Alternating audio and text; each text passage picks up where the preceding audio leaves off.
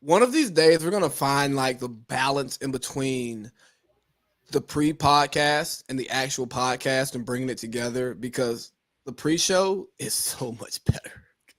It's because we know we're not recording, Yeah, and it's really just conversation, anyways. Which technically that's what the podcast is, right? But like, I feel like the pre is just as raw as it gets, yeah, y'all will never get that unless you hang out with us, pretty much.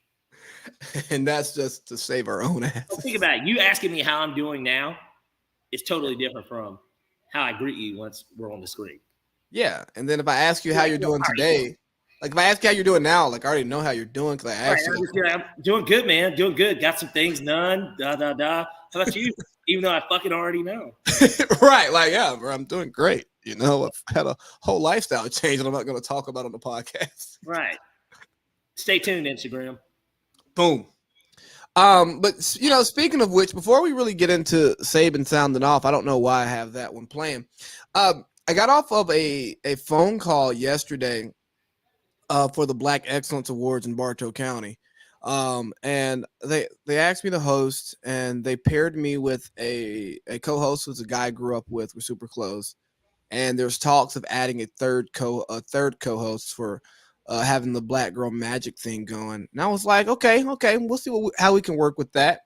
And I immediately thought about the Oscars, and I go, they did have the Chris Rock, then they had like the women doing their thing, so we can really like A B C D E F G this shit. And then I started thinking about some of the people who are going to be there and some of the jokes that I want to make, and probably Pete, I can't wait. You see, you're pretty pumped about going after the country bumpkins of Bartow. Absolutely not. Not going after the country bumpkins of Bartow at all. I think those are great people. Have you seen the what's it called? The billboards for Glenda Mitchell's law firm, right? Yes. So she's based out of Cartersville and she's a sponsor. You know she's getting like the first joke, right? Yeah. Well, she has Like, to. yeah, we know Glenda's sponsor. She puts her face everywhere. Right.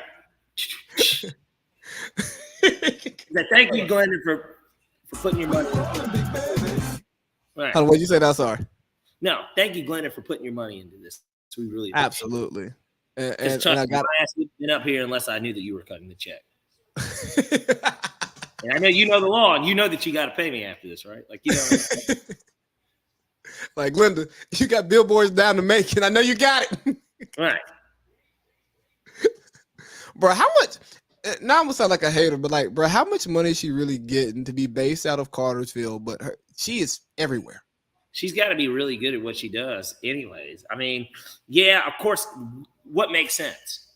To be based in Atlanta. That makes a ton of sense. But I'm sure that her expenses have got to be a lot lower up there, right? Mm-hmm. And is she from there, that area? I don't know anything about her. I just assume that she has a notification that goes off when an ambulance starts moving. She's notified immediately. You know, she might be the true first responder. You know, at that point, especially with the way that the 911 operators work here in Atlanta. Hey, let's get Glenda on the line. They're like, you know, there's another operator who's just like, I'm handling something, and everybody's like, well, I'm handling something. And then they're like, press the red button, and then it goes straight to Glenda. You know, and crazy thing is though, she basing out of Cartersville makes a lot of sense. So I was talking to a real estate developer who's Atlanta based, but he's like moved his operation to Cartersville because apparently Cobb County has gotten too expensive to be Cobb County. And now Cartersville, Bartow County is going to become the new Cobb County. Yeah. Like the suburb, which makes way more sense because Cobb County is a bit too close to Atlanta to be considered like the suburb, you know? Yeah. Like, let's get the suburb out here 45 minutes to an hour, like in a lot of your major cities. So I think with that, what he was telling me is that like property's starting to get bought up in Cartersville and people are going to just make that 45-minute commute because the people who want to buy, there's no space to buy at a decent rate. You know, obviously everything's for sale if you want to overpay for it. but who the hell wants to overpay for multiple properties? Nobody. And I mean, it makes total sense.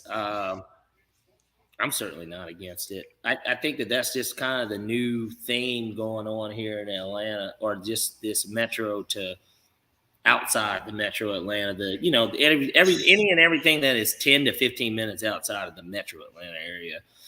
Everybody's buying up property here. I get probably a week just because my dad's properties. My dad's got quite a few properties. They're all in the metro area.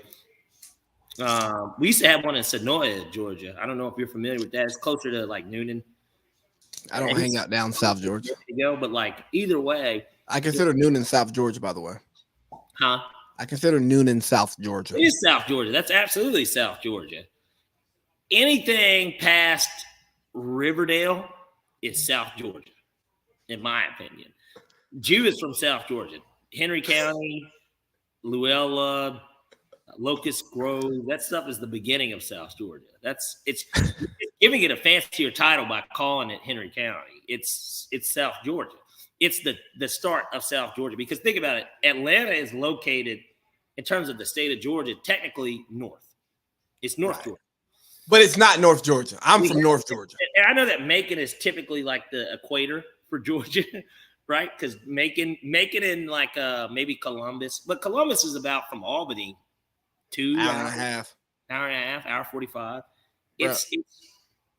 But it's also the positioning. It's just a weird positioning. Man, look here. Once you get, and I used to say once you pass Henry County, not that I've spent much time in Henry County. I just, I think Jew is maybe the best that Henry County has to offer. You would know a little bit better than I do. And there's a few women. There's a few women that are great offerings as well.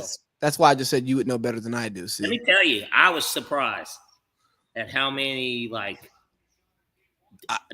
hear you got your. I'll say it's the best kept secret in the state of Georgia. I heard you got your jersey retired. For teams you didn't even play for. You like MJ. Yeah. Jordan with the Heat.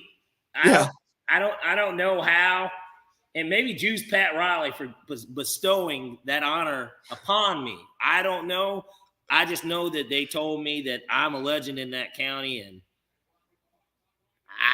I didn't realize I did something so significant until I was informed. And we do appreciate any and everything that the county has to offer for us.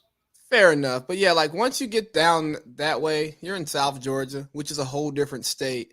Me being in Albany, I live in North Florida. I don't even consider this South Georgia. It's North Florida. They go hard for Kodak Black and Plies in the club.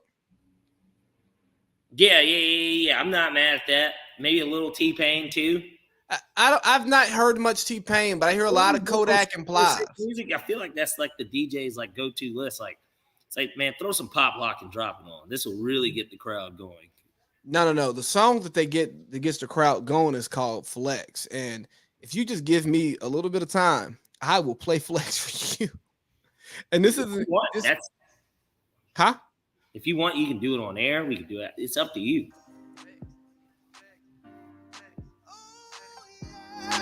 They hit the shuffle.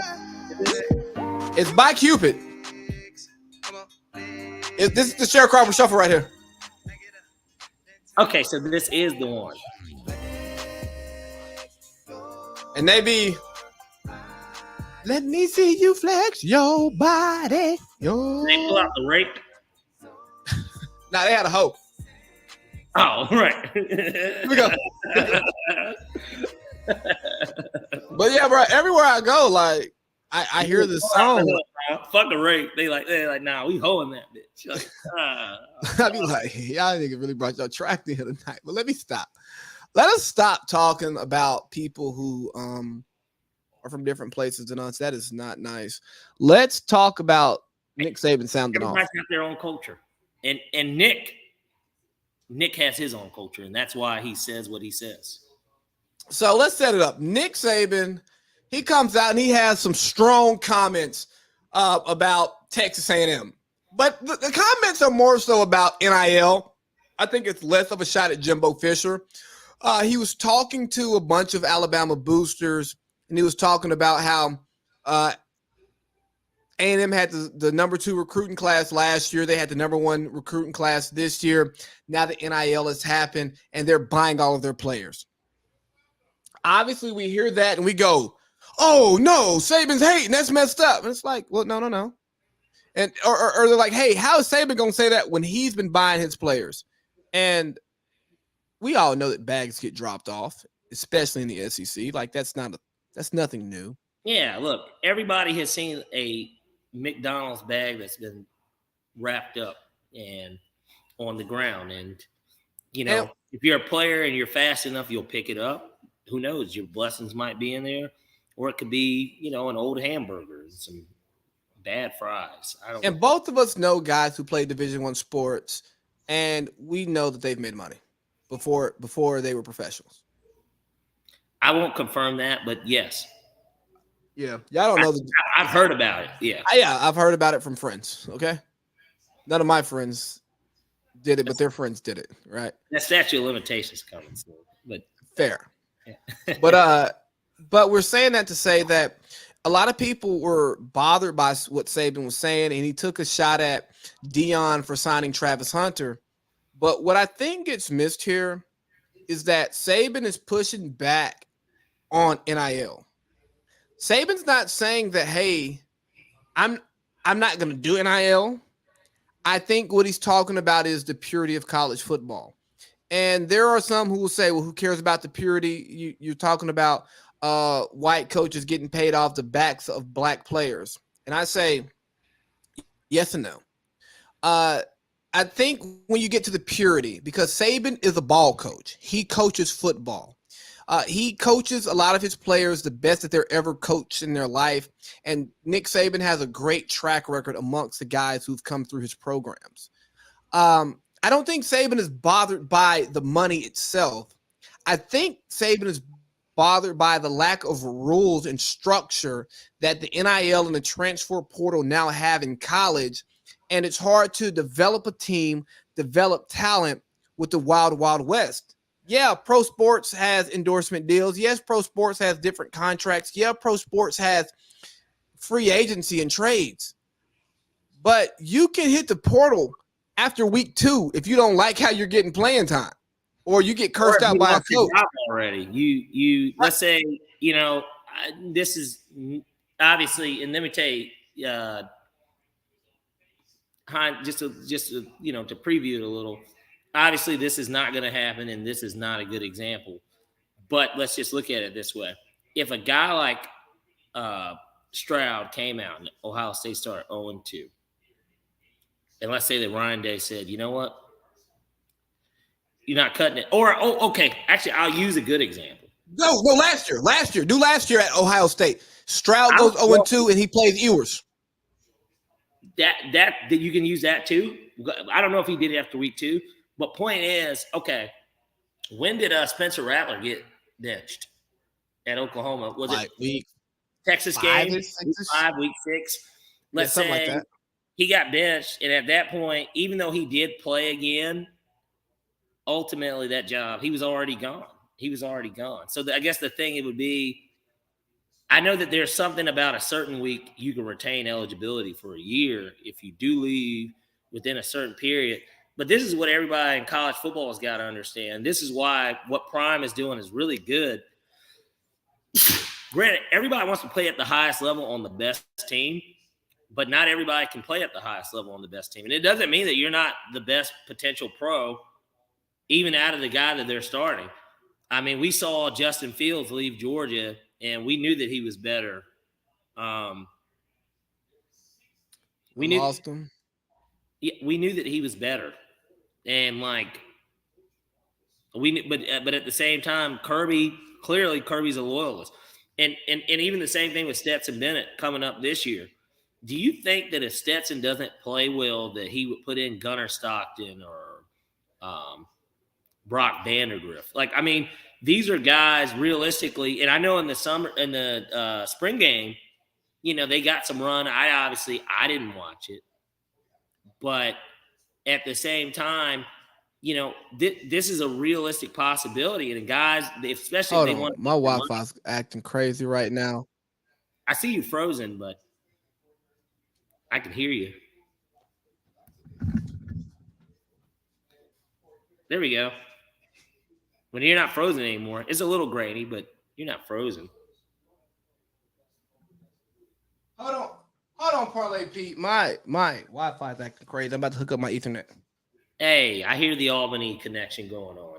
But I guess my point in all of this is just this, that NILs, they're designed to crown players before they're crowned.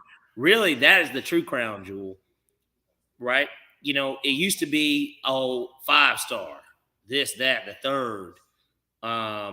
You know, and that was kind of the crowning moment and your big shit on campus. Like, you could be a 5-star, especially at quarterback. You're a 5-star quarterback coming to a top tier, top 25 type program. And there's nothing but rumblings about, man, you know, this guy's the real deal. This is, you know, the next big thing. Now it's just, well, who's getting the NIL money? I mean, Ewers got, $1 million, right, at Ohio State? And I'm curious as to if there was what that contract was like, because I have to assume you have an agent, right? It's not just him and the parents signing the paperwork. But what was the deal? Was it, man, he's got to at least take 100 snaps? I mean, was there any type of stipulation in that? Or was it, we're giving you $1 million because because Ewers literally was rated the top guy. And then Stroud comes out and looks like he should be the number 1 pick this year, but he just isn't eligible. And you know what's crazy about that was, I want to say Ewers reclassified to go to Ohio State. So what bullshit? So he really would be a freshman this year, technically. Right. What did Ryan Day feed him, or what did the NIL say? Hey, bro, we'll give you $1 million this year. And he's like, you know what? I'll sit the bench for $1 million. And then if I'm the booster, I'm not paying no bench warmer. I'm all for you, but I'm giving out conditional contracts. They're incentive based. I mean, let me tell you, he made more money than some backup quarterbacks. I don't know if Scott Tolzien made $1 million backing up Aaron Rodgers one year. He might have not. I mean, I don't know. It just depends. Like, Felipe Franks at one point was the backup for the Falcons last year before they got Josh Rosen. He was the backup. He was the backup. He was the backup quarterback and the third string tight end. Yeah.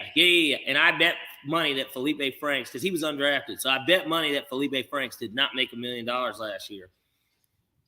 I'd be willing to bet that. I'd be willing to bet that Felipe Franks did not make $1 million last year as the backup quarterback. I'd hope he didn't make $1 million last year, because I think you and I had more of a contribution to our organizations than he had to the Falcons last year. I can totally agree, and that's not the shit on Felipe. He's still on the roster too, by the way. But I guess we'll see once the cuts are made. He's out of here. September. He's out of here. He should be, because Josh isn't the backup. Obviously, it's Ritter and Mariota. Those are your quarterbacks. And exactly. Maybe Felipe can stick on the practice squad. Maybe. Just because hell, they have him at tight end. Come on, Sam. What do we do? There we go. Yeah, let's get it back to Saban now. Yeah, it's a class of whatever at Morehouse, even though Sam never technically graduated. But we still claim him. Yeah, we're going to claim him. I'll tell you what, Morehouse loves claiming niggas. Anything that they can, I'm telling you, and I love Morehouse. I do. We claim ass niggas. I'm not saying you, but we claim Metro too, don't we? Exactly. Absolutely. That's what I'm saying. We love claiming guys that weren't really our guys. They were men of Morehouse. They will call them Morehouse men, even though they're men of Morehouse. Exactly. But it's all the same. Yeah, a bunch of propaganda. But fuck it. Is. We drank the Kool-Aid. Let's get back to Saban sounding off, though. So, yeah, Saban says his piece. Jimbo gets upset, responds. And all Jimbo says is, Nick, you're not so clean either, buddy. And we didn't pay for our players. And it's like, yes, you did. And he said, well, we didn't break any rules. Well, no. Saban never accused you for breaking rules. And I truly don't think Saban was taking a direct shot at A&M. I think he was talking to his donors, using A&M as an example of, hey, you see how much money they spending and what type of players they getting? Do you really think guys would rather play for Jimbo than play for me? Do you not know I am the NFL factory? And I will make a phone call and get you drafted. And I have been. Do people not realize that me and Bill Belichick worked together? And as much as we want to, we're considered at the top of our craft of all time in this same sport, but on the pre-pro and pro level, that we are literally these guys, and this is who I worked with, and what. So then it's not about winning football. So then what is it about? And that's what he's trying to say. It's about money. And my thing is, Bill Belichick don't pay nobody either, even in the NFL. And Robert Kraft's rich as fuck. He don't pay nobody. Tom Brady never was the highest paid player in the league, and we know that he's the greatest player. He's the greatest quarterback. He's the winningest player in NFL history. And look, it's paying off for him post getting a 10-year reported 10-year, $375 million contract just to talk the shit. Fuck the playing it. I mean, the talking of it. Like, but I mean, nobody who talks it has a resume like Brady, and Brady is showing us. But how good is he going to be on the mic? We'll see. We'll see. But, you know, I think that this conversation and leave it up to the worldwide leader to go the wrong way with this conversation. Prime saw it and he responded, but you can't find his response yet. He went through some official channels, and Prime knows what he's doing. He even in his teaser, when the guy he was working with called Nick Saban, he's like, no, that's Coach Saban. Prime respect that man. Prime knows what he's doing. And it's crazy to see all three of these guys tap dancing when they know that bags are getting dropped off in order for them to get players.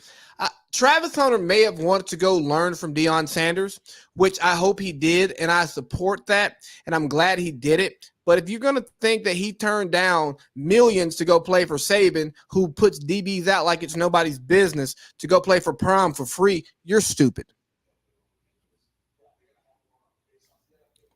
Or maybe do people not understand the Under Armour relationship that Prime has? Do people not understand that he worked for the NFL Network before he got into pro coaching, college coaching? Do people not understand the Aflac relationship that Prime has? Do people forget that, like, he's also a walking billboard himself? If he wasn't coaching football, he could be in as many commercials as Snoop Dogg. Prime, and you know, and it's, you know, because the thing is, obviously, he's looked at as the greatest cornerback of all time, right? But he's like a top 5 player, period, of all time. He's, in a weird way, and a lot of people might not want to admit it, he's really a better Bo Jackson, because now I get it. Absolutely. Bo was a Pro Bowler and an All-Star in baseball. Bo's career was cut short. Deion played a long time in both. I think Deion played 7 or 8 seasons in baseball, and obviously he played about 13. I know that Ravens years and stuff. When he came out of retirement, he played for like a year or 2 with the Ravens. I remember. When the Ravens. Yeah, he was 37 because he was 37. Kyle Bowler was quarterback in the Ravens, but he had Ray Lewis and Ed Reed still.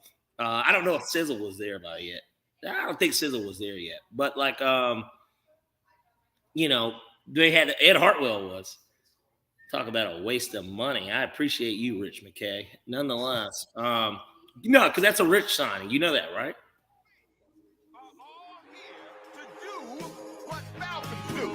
Look at that. Thanks, Rich. Rich bought a Super Bowl to the Bucks and then decided to come here and do shit like sign Ed Hartwell. I just don't get it. And I'm trying to think, was Rich? Do you know if Rich was the not to get off topic, but do you know if Rich was the GM? I'm going to assume he fired Tony Dungy. I hope not. Because either that or, let me see. Let's just see. When was Rich McKay the GM? Hey, pull up Tony Dungy. I got Rich McKay pulled up. Okay, yes, he was. Rich McKay was the GM of the Bucks from 94 to 03. So he won the Super Bowl there. And that's why he's got so much cachet with fucking Arthur.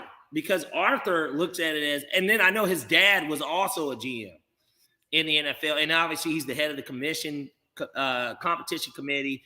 But like Tampa obviously was a dumpster fire. In 1994, I'm sure that Tampa was one of the worst teams in the NFL. And he's built a team basically from ground up. It's kind of how everybody wants to look at this. And look, and we're going to get back to Saban. We're going to dedicate some time to the Falcons. But you know what? Here's the one thing that's going to hurt our Falcons deal. Our Rich McKay conversation. But we're not going to stop it. Just get us on air first. We don't have to talk about him yet. And then once we get on air, even if we get canceled after the first show, I mean, honestly, if anything, they want to make this thing as great as it can be. Let's get the people that are honestly because it's supposed to be a fan show. It's not a corporate show. It's a fan show. It's I've been giving you money all this time show. And you put Rich McKay, we can ask these tough questions and ask him, what is your involvement with the team? What do you actually do? I know at one point Thomas was the one that had the keys with Mike Smith, and you were there, and you were more so handling the stadium and the business aspect of the team. Then it got to the point where the team wasn't doing too well, and then it was it's a group decision. It's a decision by me and Arthur to decide to fire Smith but keep Dimitroff and bring in Quinn. You hired a hiring firm. They hired a hiring firm to hire Dan Quinn. I remember because we had to wait until after the Super Bowl to hire him. And then it turned this thing towards the later years of Dimitroff and Quinn to where it was a three-headed monster, but Pioli was there. Now you've got Ryan Pace that's like an assistant GM, and we're signing all these former Bears. I want to know what is your actual position on the team? What do you No. I think the better question is, or are you basically the final like all right, in the business world for me, there's a specific company that I won't name that's a tire company. They're one of the biggest tire companies in the world. For accounts payables, they have a way of doing it. There's the AP person that I have that I send the invoices to. There's the director. There's the head of finance. And then there's another person that works, I guess, in AP. They all four are who I send the invoice to. They approve it. But then when I'm like, hey, we didn't get paid yet. I'm out of curiosity. This is past like the time, like what's going on? They say that the CEO didn't approve it. So my question is this the same thing going on with the Falcons to where basically we need approval across the board, or what is somebody not able to do their job, or like who actually makes the decisions? I mean, I know that it falls back on the owner, but like, because put it this way, everything that happens with our employees, it falls back on me. Fuck all these other people. It's about my name is on the checks. And I know that Arthur's name is on all the checks that go through the Falcons. Rich McKay does not have a signature on the Falcons checks. Arthur Blank's signature is on all those checks. But hey, here's my question. My question would be, so what happens if Terry and Arthur Smith say yes? What does that do? What does that do for the rest of y'all? Like, is that an automatic yes? Or what happens if Terry says yes and Terry and Arthur say yes, but Rich and Art and Blank say no? Well, we know the answer to that. Well, then why are they doing the job? I mean, that's the part I'm trying to figure out. I think that's the question. Like, hey, when it all boils down to it, when Terry comes up here and says, "Hey, Arthur," I'm talking to Arthur. I know I got to throw Rich in the CC line. Arthur, here's what Arthur Smith and I have came to a decision on. We want to offer this player this contract for this dollar figure, or we want to draft this guy at this pick because he's available. And if Rich says no, what does Arthur Blank say? That's the question I want to ask Rich McKay. I would love to interview Matt Ryan because I think that I would want to ask Matt just in not, from a fan, you might as well change this Saban sounds off and just turn this into Falcons conspiracy. Give me a second, I'll type it up. I'm curious, seriously, from a Falcon standpoint. I'm sorry that we tailed off from the Saban conversation into this, but these are really good questions. Don't be. We're trying to get signed by the Falcons. We are. And I'm just curious, as a fan, a loyalist, if you will, what goes into this process of the picks. I mean, whose pick is it? You know, because I feel like the Falcons, especially in the latter years of Dimitroff and Quinn, it sounded like, you know, and Bill Parcells has a famous line about this. You do the groceries, I'll cook the dinner. So who's picking the groceries and who's cooking the dinner? We know Arthur Smith is the chef because he's the coach, because he's ultimately the one that has to make this work. So we know for a fact he's the chef. But if he tells them, hey, I want to do a chicken and dumplings, and we need yeast, because with that yeast, we'll be able to, you know, power this thing out with this flour. I need chicken broth. I need celery. I need carrots. I need all these things because I've got to put them. I need this type of pot because this is the type of pot I need in order to make this. And whether the GM and Terry is like, well, this is our budget because this is what Rich and Arthur told me was the budget. So some of this stuff, in order to preserve this meal, we've got to cut some corners in order to make this work because we are in a tough predicament. Basically, they already outspent, the previous regime outspent to where we don't even have some of this stuff because we had to get rid of it. So we're not trying to make a poor man's chicken and dumplings, but at the end of the day, this is what we have to work with. Now, I'm not going to judge this regime really until this upcoming off season because I know that's where the money is. If they can't get a fucking free agent in here or they don't hit this draft class right, there needs to be 3 to 4 stars. I'm talking rookie year stars that don't necessarily have to be all pro bowlers, but they need to be average. They need to be capable starters in the NFL, and we need to. Desmond Ritter needs to be a starter this year, and we better. If he's not, we better draft a quarterback, make moves for a quarterback, and if we don't, heads need to roll. QB, we know we're drafting. If we win under 5 games, we know we're drafting a quarterback next year. We know that. Now the question would be: now if we fall in the 7 spot, the question is, do you give up the capital? They were willing to do it for Deshaun, so I don't know why they wouldn't for. Because at the end of the day, these guys still have to produce. And when I say these guys, I mean Terry and Arthur Smith. They have to produce because they're going to get fired. So, like, I would be willing to put all chips in that they draft a quarterback if we win. Like, our over-under is set at 5.5. If that number hits under with Vegas, you have to. If you're at the 6, let's say we draft 6, and the first, second, and third team, 2 of those teams are quarterback needy.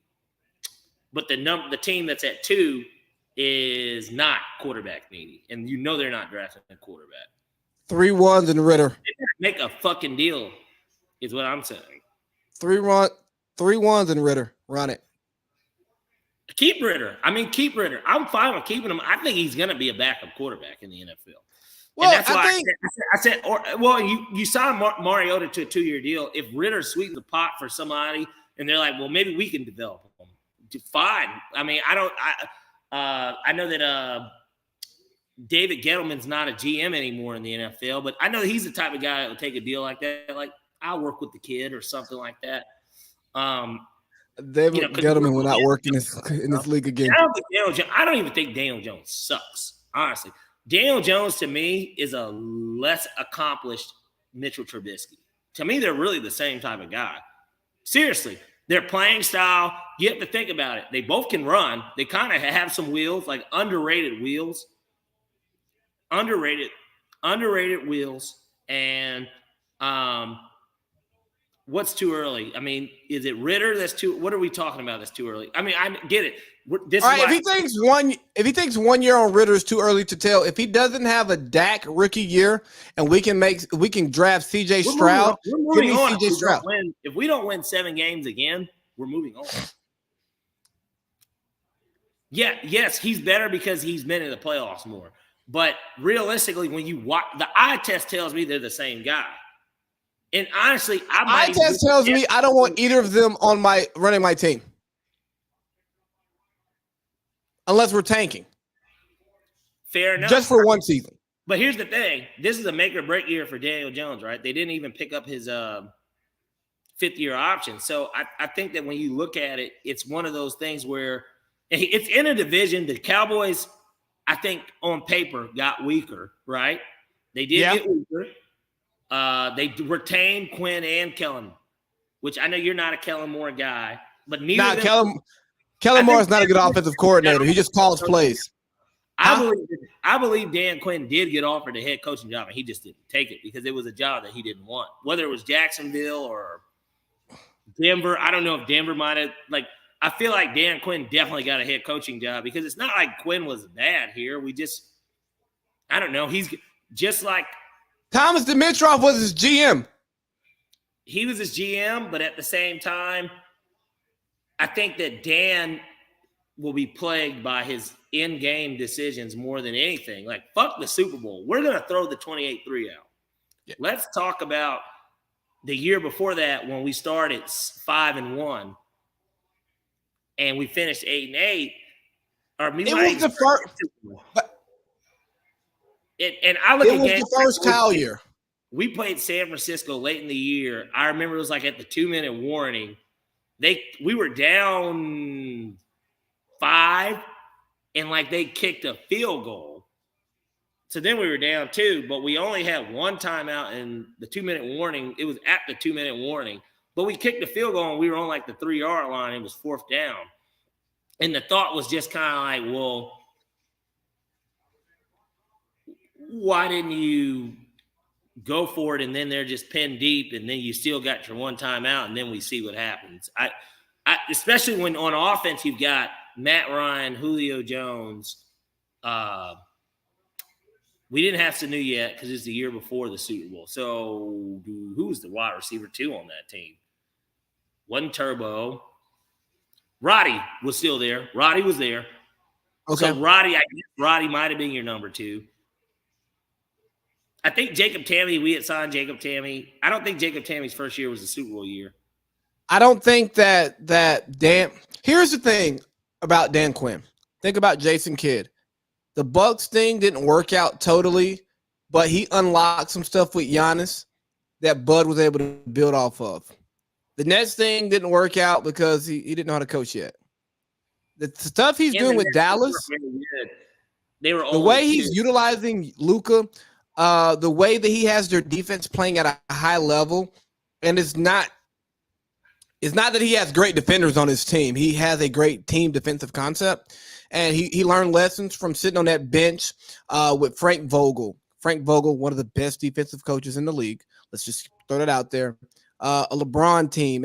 What's my man's name? Take that for data. What's my man's name? Take that for data. Fizdale. He sat on a really good Lakers bench, and he learned how to be a better coach, and now it's working for him. And I think that with DQ, he learned from his Falcons mistakes because I'm not going to say he didn't deserve the job, but I think that it was almost like a Belichick defensive coordinator hire. Well, how much of the defense is he actually coordinating? Because he coaches Pete Carroll. Now you're not giving DQ enough credit. No. Here's what I'm saying.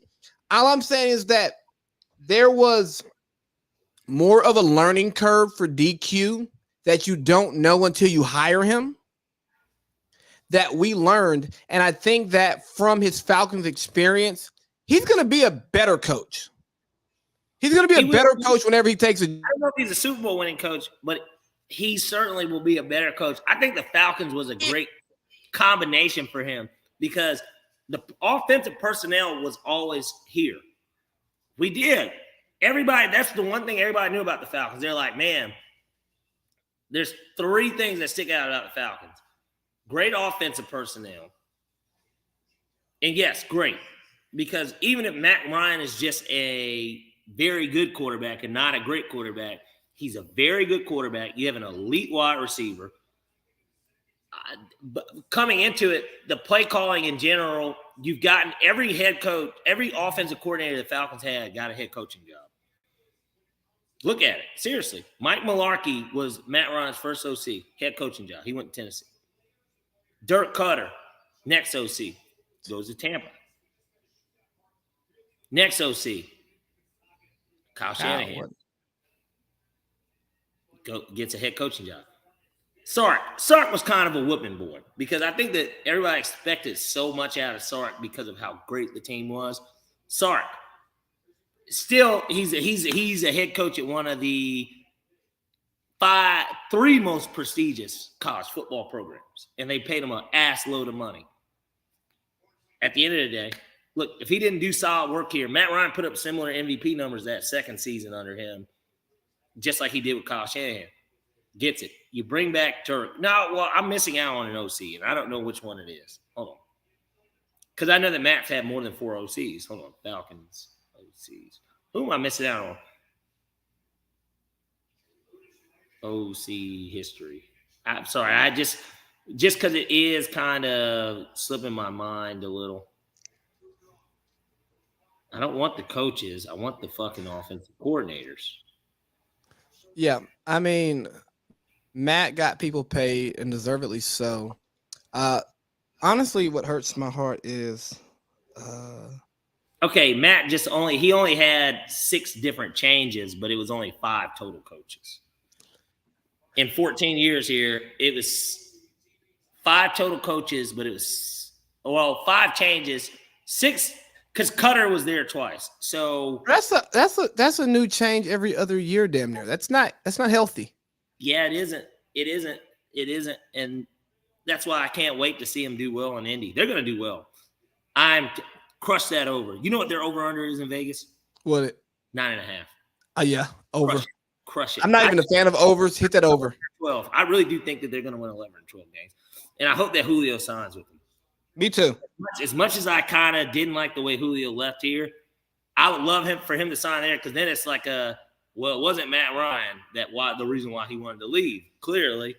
But Indy, it fits a perfect Pittman. He could be a 2 to Pittman as long as he can stay healthy. And Matt, no offense to Ryan Tannehill, but super offense to Ryan Tannehill, which is why they drafted Malik Willis. Come on, man. Let's stop acting like this. Let's stop acting like Ryan Tannehill is Matt Ryan. There's no comparison. They just have Ryan in their name. That's the only similarity. And they're white. One of them played wide receiver half his time in college. You're right. Hey, I got something for you. You just talked about Matt and Julio, right? Yes. That reminds me of something we were going to talk about. One of the best duos in sports history. Ooh. If I can actually hit the button right. There it is. Matt and Julio, obviously the best duo in Falcons history. Even without a champion, fuck Falcons. Atlanta duo, best. No, Atlanta. It's not the best Atlanta duo. And don't give me no Braves pitcher and Chipper. Don't give me Greg Maddux and Chipper. I was gonna give you Greg Maddux and Tom Glavine. Okay, from a staff standpoint, absolutely. Maybe you. And we're not even gonna talk Schmaltz, the Hall of Famer. Name a 1-2 punch. They're all 3 Hall of Famers. Right, I know, but I'm saying I'm leaving out Schmaltz, the Hall of Famer, right? I don't want to do staff, man. They all give me a 1-2 punch better. You said play the same position. We can't do same position. Sports history. It's not a duo anymore. They're on the same staff. We need a hitter and a pitcher if you're going to do baseball like that. Or I tell you what, I'll even allow. Can I give you Bonds and Jeff Kent? In player. Can I give you Manny? Can I give you Manny and Big Papi? That's a crazy playoff duo. Duo. And this is the thing. I guess because it's only one World Series amongst the two, though. I'm just throwing out ideas. We have to look at what could have been along with what is. And to me, tee up the topic so then we can talk it. The reason why this is even a topic is because like I told you, the Charles Barkley thing I saw, they were going through it and Shaq was on it, obviously, and Shaq talked he wasn't on the panel. It was Jackie McMullen, Spike Lee, Charles Barkley, and I keep forgetting the WNBA player's name. Sorry, I don't watch them, so I don't know her name. And she's not like Candace Parker. So I didn't know. And so I didn't know who it was. But nonetheless, it was on yesterday before the game. And they brought up Kobe because basically the show was about the GOATs and how he's saying there is no GOAT, there's just errors. That's what Charles Barkley believes. He believed that there isn't a GOAT because he even said popularly now, as of today, 2022, it's LeBron Jordan. That's the argument. But he says he throws Kobe into the debate. He says, why is Kareem left out? Why is it that Larry Bird doesn't get talked about? I don't like Kareem being left out of those conversations. He shouldn't be. Bill Russell should be out of those conversations. Well, no, Bill Russell was the first person they started with. Well, he went in timeline order from the 60s on up. Bill Russell played against painters and plumbers, okay? I want to hear that shit. And that is the knock on him because he would be undisputed because of how many titles he has and the crazy stats, right? Like he should be undisputed. And he won as a player coach as well. Like something that isn't done in the NBA. Even if we want to crown LeBron as a player coach / GM, he still isn't officially those titles. Bill Russell was. He actually was the head coach when Red Auerbach retired, and they did win, and he was still a player. So think about it. He was the one calling the timeouts and getting the guys and telling who he was going to sub and subbing himself out. Like, that is amazing. But like you said, if guys that during the offseason were working on people's floors and, diesel mechanics and stuff like this, and there's nothing wrong with these jobs. Plenty of diesel mechanics make over $100K. I know that's like the floor for people. Everybody's like six figures or making over 60, 70K. These guys were doing that maybe, right? Hey, can we hit something real quick, though? There's nothing wrong with making 55 in a podunk town. Nigga, you're rich. I don't think if you're a single man, personally, a man or a woman, I guess it doesn't really matter your gender, but if you make – because you got to do the math on it. $52,000 a year means that your check is $1,000, which after taxes, depending on what you claim, if you've got kids or anything, you probably are taking home anywhere between $750 and $880 in your check, right? So, like, the question is, do you outlive your expenses, right? So there's nothing wrong with that. But point being, in this duo conversation, this came up because of that. When I saw that, I said, man, the way that Charles Barkley, Jackie McMullen, Spike Lee, and the WNBA players spoke about Kobe, and obviously me being a big Kobe fan, it just made me think, and then Shaq spoke on it too. The reality is this, they definitely left titles on the table because the one that D-Wade did get with Shaq certainly could have been a Kobe-Shaq title too. Because Kobe was better than D-Wade even then. Even though they were in the West, Kobe was still a better player than D-Wade. And their supporting cast after Carl and Gary had left, they could have retooled that team. Mitch could have put together another good team. Another good team could have got put together, and they might have won one or two more. I think that their ceiling was 5 together. I know some people think 6. I don't think they'd do another 3. I think that they could have won 2 more together. But 1 more to me was definitely a lot. And so hold on. No, I'm sorry, keep going. Still here, he will be right there on Star Island in the mansion somewhere chilling, sitting on about $500 million. You don't want to hear Shaq rap to Kobe? I think that I've never met Shaq. Funny enough, Hoos has met Shaq. Him and Colin's older brother Jordan, they snuck down one game afterwards. We used to sit where the road team came out. They snuck down. I think the year they won the title, because it was with the Heat, they met D-Wade and Shaq just as a signed Dwayne Wade kids jersey. That's dope. Yeah. Well, me and Colin were too bitch. That's the best way to really put it. Hold on. Okay, Kobe, tell me how my ass tastes. Okay. And he doesn't bring up that clip specifically, but he does bring up the idea of, then of course they brought up when Kobe died, stuff like that. But like the idea is this. I couldn't think of a better duo, a more dominant duo. Kobe was the best shooting guard in the league.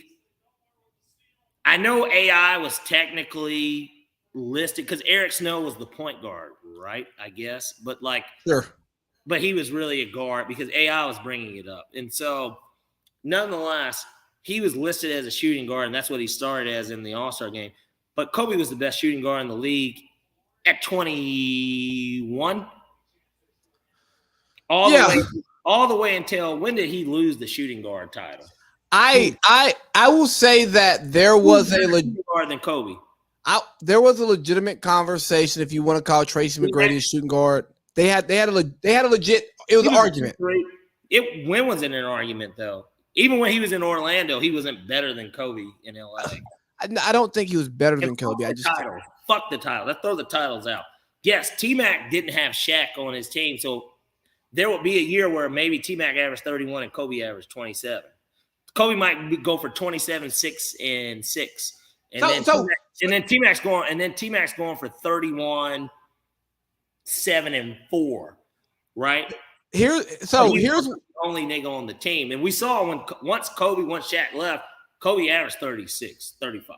And lost a lot. And that goes into some first round to MVP Nash. But you know what? That goes to some stuff I was talking about with Devin Booker earlier, right? I was like, hey man, Devin Booker hasn't changed much since CP3 got there. Everything around Devin Booker changed. That's why he wins now. Not because he got markedly better. The nigga is good for 25 a night. CP3 was still in the regular season, at least. CP3 was still money. Like he was making the team better. Ayton improved. I think Mikal Bridges. Hey, hold on. I'm about to answer a phone call. Let me see. Let me see something real quick. Hey, hello? Checking on you, bum ass. Hey, real quick. I'm recording a podcast right now, so don't say nothing crazy. But now I'm sitting here talking. You know Pierce Hodges, Parlay Pete. What's up, Pierce? I got no Pierce. What's going on? Who is this? Is this Jackson? No, that's Marv. What's up, Pierce? Boy, don't act like you don't know me, boy. Who? Big Marv from Charlotte. Oh, okay. All right, my bad. No, it's you kind of sound like Jackson. You did kind of. He did sound like Jackson on my end. How we doing, Marv? Marv, how you doing? Man, I'm just calling to make sure you're good, bro. You know? Yeah, I'm good. Don't nobody call and check on this. So I'm just calling to check on this, bro. All right, I appreciate it. I'll hit you back when I get done recording. Hold on. You heard me. I'll hit you back when I get done recording. That's all you gotta do, player. All right. For sure. Yep. I thought we had special guests, man. Come on. No. So your brother said he leans Kobe and Shaq, but some would say Mike and Scotty. And Mike and Scotty definitely made my list. We can't just say the titles. And that's the one thing we have to throw out the window. That is a part of it. I don't think how many you won, because at that point, all right, well, let's just say it's Cousy and Russell and end the conversation. I don't care about their errors. All right. This is what I care about. What did we see and what did we know? Was Scottie Pippen the best small forward in the NBA the entire time of those championships? Yes or no? We know Jordan was the best player, and we know he was the best shooting guard. I'm trying to think. The best small forward in the NBA the entire time. Who were the small forwards in the NBA? Well, if I remember correctly from the documentary, there was a time when after the first three that the Bulls had thought about trading Scotty's ass anyways. So yeah. I mean, that would have been dumb. The Cavs traded Kyrie. And guess who they traded him for? Young Bull, my boy. Hey, you know what? And who's just putting some stuff up here? He got Magic and Kareem, which made my list. He has Tom and Gronk that made my list. I also have Tom and Randy too. Like I think Tom and Randy deserve some love here. They didn't get the rings, but seasons worth though. Hell, him and Welker did more damage. But when you talk about Tom and Randy, that 1 year was so special. And both of them are in an argument for GOATs at their position. Come on, Jerry Rice is the GOAT at wide receiver. Yes. Nobody's touching his records. Like no one's touching his records, but Breeze, Manning, Favre, like the quarterback records have changed a lot over the last 10 years. But that wide receiver record, nobody. Let's talk eye test. 1,000 receiving yards. Let's talk eye test though. See, but I didn't see prime Jerry, obviously because he's an 80s and 90s receiver. But even in the 2000s, in the latter years, we know that he was the top guy for the Raiders. I remember watching that Raiders Buck, and they got blown out, right? Because it came out clearly Gruden knew every play. And of course he knew every play because Bill Callahan hasn't been a head coach since. Bill Callahan got to a Super Bowl and hasn't been a head coach since. That Enough said, as the kids would say. Yeah, but it's because, of course, he was running the same offense that Gruden had because Gruden's an offensive guy. So Gruden knew and then they had a dominant defense. Yeah, no. I'm not disagreeing. That Bucks 0-2 defense is a top 5 defense of all time. Hey, what about John Elway to Shannon Sharp? I don't think it's better than Kobe and Shaq. Take that. I mean, they got 2 rings in the league that's harder to win championships in. Not a better duo. Because all right, even with the NBA 75 team, now this is just an ESPN list, and we don't give that 4-letter network too much power. But at the end of the day, hell no. Shaq was like 11th, right? And then Kobe was 9th on the list. So let's just chalk it up this way. And both of them are top 10. If they're not top 10 in your list is how many teams have 2 top 10 players of all time playing with each other simultaneously in Shaq's prime, and then Kobe's early prime? Tim Duncan and David Robinson. Neither of them are top. Well, Duncan's top 10. Stop it. David Robinson's not top 10. He might not even be a top 5 center if we go down the list. Who are you going to put ahead of him? Well, if we go by NBA standards, you're going to take Bill Russell. You're going to take I'm not. Wilt Chamberlain. I will. You're going to take Shaq. Yes. Hakeem Olajuwon. Sure. Kareem. Well, yes. I just named 5. That was my 5. But hold on. I can give you one more. Greg Ostertag? Nah, not double O. Not double O. You'll give me Joel Embiid? You'll give me Nikola Jokic? Jokic is about to work his way into that list. No, he's not. By the end of his career, I bet he does. But only because we want him to be there, not because his production. It makes no sense that a center has won back-to-back MVPs like this. And that center went home in the first round. He did, but superstar Jamal Murray was out. Look, I'm not saying that they would be in the Western Conference Finals right now. Nobody is saying that. Do I need to trademark superstar Jamal Murray? Look, I get that might be one of my best. That might be one of my favorite heels, superstar Jamal Murray. Let me tell you, Lee, you think that Jamal Murray and CJ McCollum are the same guys, which they might be. Now, CJ McCollum's getting closer to 30, and Jamal is like 23, 24. Jamal is 18 to 19, maybe 21. 21. Are you talking about the points per game? That's not his age. Oh, I was talking about points per game. Well, we're talking about age. We know exactly. This is exactly, to quote the lame-ass Stephen A. Smith, the new Stephen A. Smith, the meme Stephen A. Smith. This is exactly what their ages are. And I guess all I'm saying is this. And clearly, CJ's a great fit with Ingram. Maybe they'll keep Zion. Maybe Zion just forces trade. But, I think that with Jamal Murray, yes, bubble ball will be the topic because that's when we thought, man, this guy might be really, really good. Maybe he's an all-star. I don't even bring in bubble ball, man, because I think that's weak. It's not their fault. It's him, CJ McCollum and Tobias Harris. These are guys that have big contracts. And now even Tobias Harris is the problem. MPJ's got a big contract. Dumb. And my thing is just this. If I'm Denver, I'm trading Jamal. Now, the question is how much of a rebuild, because they know damn well Dame should be gone. I trade Murray and MPJ, but I got to get some assets like some shooters back for Dame. Put Dame with Jokic, and I bet money with Monte Morris in them. I bet money, bro, that they make it to a Western Conference Finals. I bet it's Bones. Hey, can I? One more thing. I see you got the graphic up, but and then one more thing. Okay, well, let's say that Portland is just not going to trade Dame. Send that same package for a Brad Beal then. You get no argument out of me there. None. I'm just saying, if you do it, if you put Jokic with another guy that is a top 20 player, like somebody who can score 30, not 20. Yeah, a guy that is liable to go 30 every night. If you put it together, it's, there's a duo for you.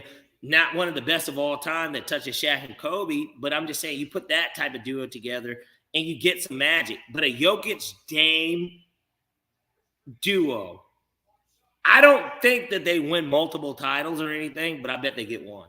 I really do. I think they go deeper than Luka. Pause. Can I address my beef with Joker? Please. So and then we can hop into the Luka beef too. We can do that too. Yeah. So people think that I have a beef with Nikola Jokic. You do. I don't. And Russell Wilson and Luka Doncic. You do. It's okay to be. I have hills that I live on. Okay. And me and Joker, we live on different hills. That's all. So I think Nikola Jokic is a really good basketball player, but I think that his game is a regular season game because at the end of the day, Joker can score 35. But when I say, hey, Joker, I need 2 right now, there's no guarantee he's going to give me 2. And if we want to talk about the bubble and how insulated and easy the bubble was, remember what a healthy Anthony Davis did to Joker. You think about what happened to Joker first round of the playoffs. Bye-bye. He just doesn't have – he's a really good player. Like, he is the best or second best center in the league. I don't want that to get lost here. I don't want y'all to think that I think Joker's bad or I think he's not one of the best things walking in the league. But I think he has a game that works 1 through 82, not 1 through 16. Okay. And that's my beef with Joker because he gets crowned. Okay. I got to add the Denny Green crown him to the drops. But I think Joker gets crowned into a category of player that he doesn't deserve to be in. And we can talk about Embiid in this too. I don't want him put in the Shaq conversation. I don't want them put in the Wilt conversation. I don't want them put in the Kareem conversation. I don't want them put in the Hakeem conversation, the David Robinson conversation. And if you want to call Tim Duncan a 5, don't let them come in that room with them. They don't belong in the room with them. Put them in the room with Pat Ewing. Really good, but not the best of the league. They may be the best at the position, but not at the league. And that's what Jokic is. He's not the top of the league. If we want to call Giannis a center, what some people are trying to do, Giannis is the best center in the league. If you want to talk about the top 7-footers, who puts him Giannis, the best 7-footer, KD is the second best 7-footer, then Jokic and Embiid toss up. That's my beef with Joker. Great White Hope stuff. Same thing with your boy. It's Great White Hope stuff. Jokic is not Great White Hope stuff. He's so underrated. He's in a city. Now, granted, Dallas, I guess, isn't. This is the Great White Hope, Luka Skywalker. Luka is the Great White Hope. I can agree with you on that perspective. Like he's absolutely the Great White Hope. Jokic is not that, and he's a 2-time MVP now. He is not that. I think that he's like a guy that his game won't be appreciated as much as it should until his career is over because we are witnessing. I remember as a kid watching the Lakers and the Blazers. Arvydas Sabonis was somebody that used to get talked about so much because he's a Euro legend. And then he came to the NBA later in his career. Arvydas Sabonis, he had like this, I guess, this Akeem Olajuwon type play. And obviously, great passer. Like Pau Gasol, like all the Euro guys can pass. Jokic is an excellent passer. He might be a better passer than all of them. I've seen this guy make full court passes. Inbound from one end passes. Like he makes these passes. He can bring the ball up court. He can shoot the 3, something that Akeem and Sabonis and Powell could not do. They weren't 3-point shooters. I bet Jokic, we can look it up, but Jokic, I bet his 3-point percentage is over 35%. And he's 7 feet tall. Like his game is appreciated. Luka is just 23. And I get your standing on Luka. Luka is a guy that, plays the game a certain way and has his entire career. And you believe that he's just peaked now and that his prime will last another 5 or 6 years, but it won't improve to where he gets to this LeBron. How LeBron every year improved. And we saw the difference in LeBron's game. LeBron used to couldn't shoot the ball. Now Lakers at the 3-point line. Lakers 2020 LeBron was not the athlete that Miami Heat LeBron was. And we know that's the best LeBron. but he was a better player. Maybe his best was in Cleveland the second time because because the shooting was good enough with the athleticism. But I think Luka is in his prime for the next 10 years. I just don't think the numbers are going to be the same. Yes. I just don't think he improves like most players improve. He have a 37, 10, and 9 year where he wins MVP and Finals MVP and a title. Hey, keep talking. Luke. I got to piss. All I'm saying is this.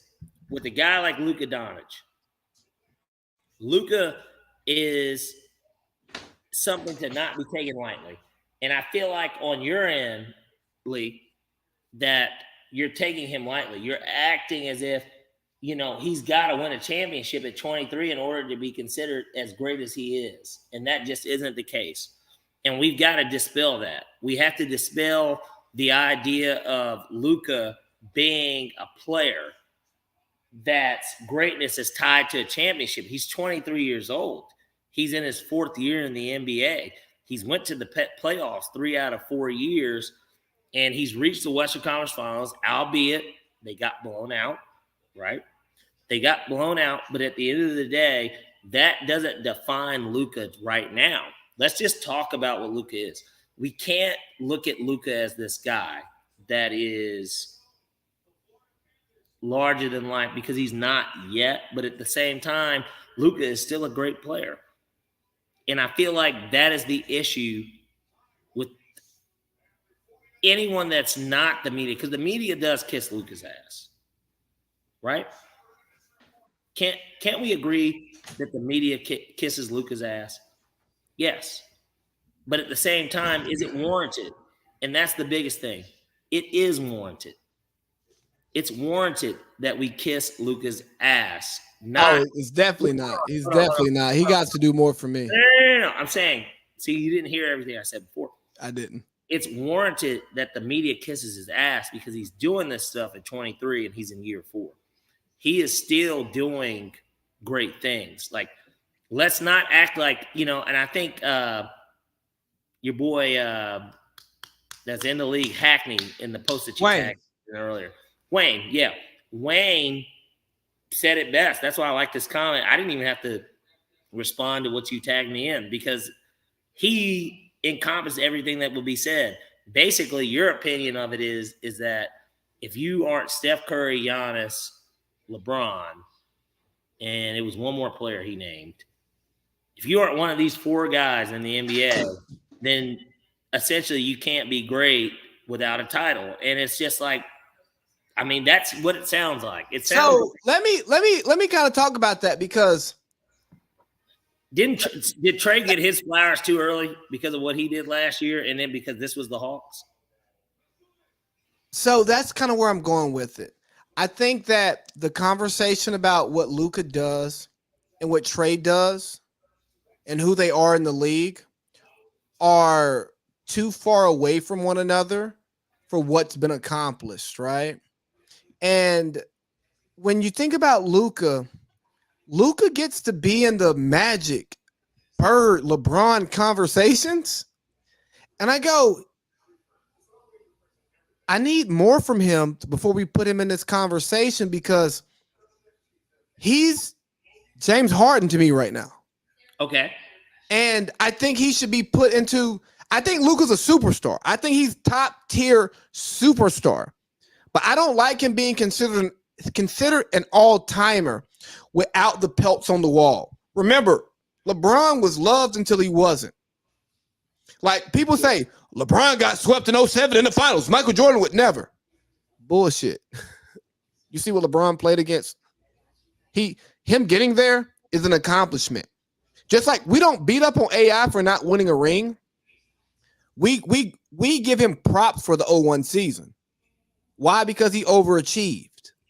But we also know that AI was a dog, a great player, an all-timer. I test. But he's not a Mount Rushmore guy.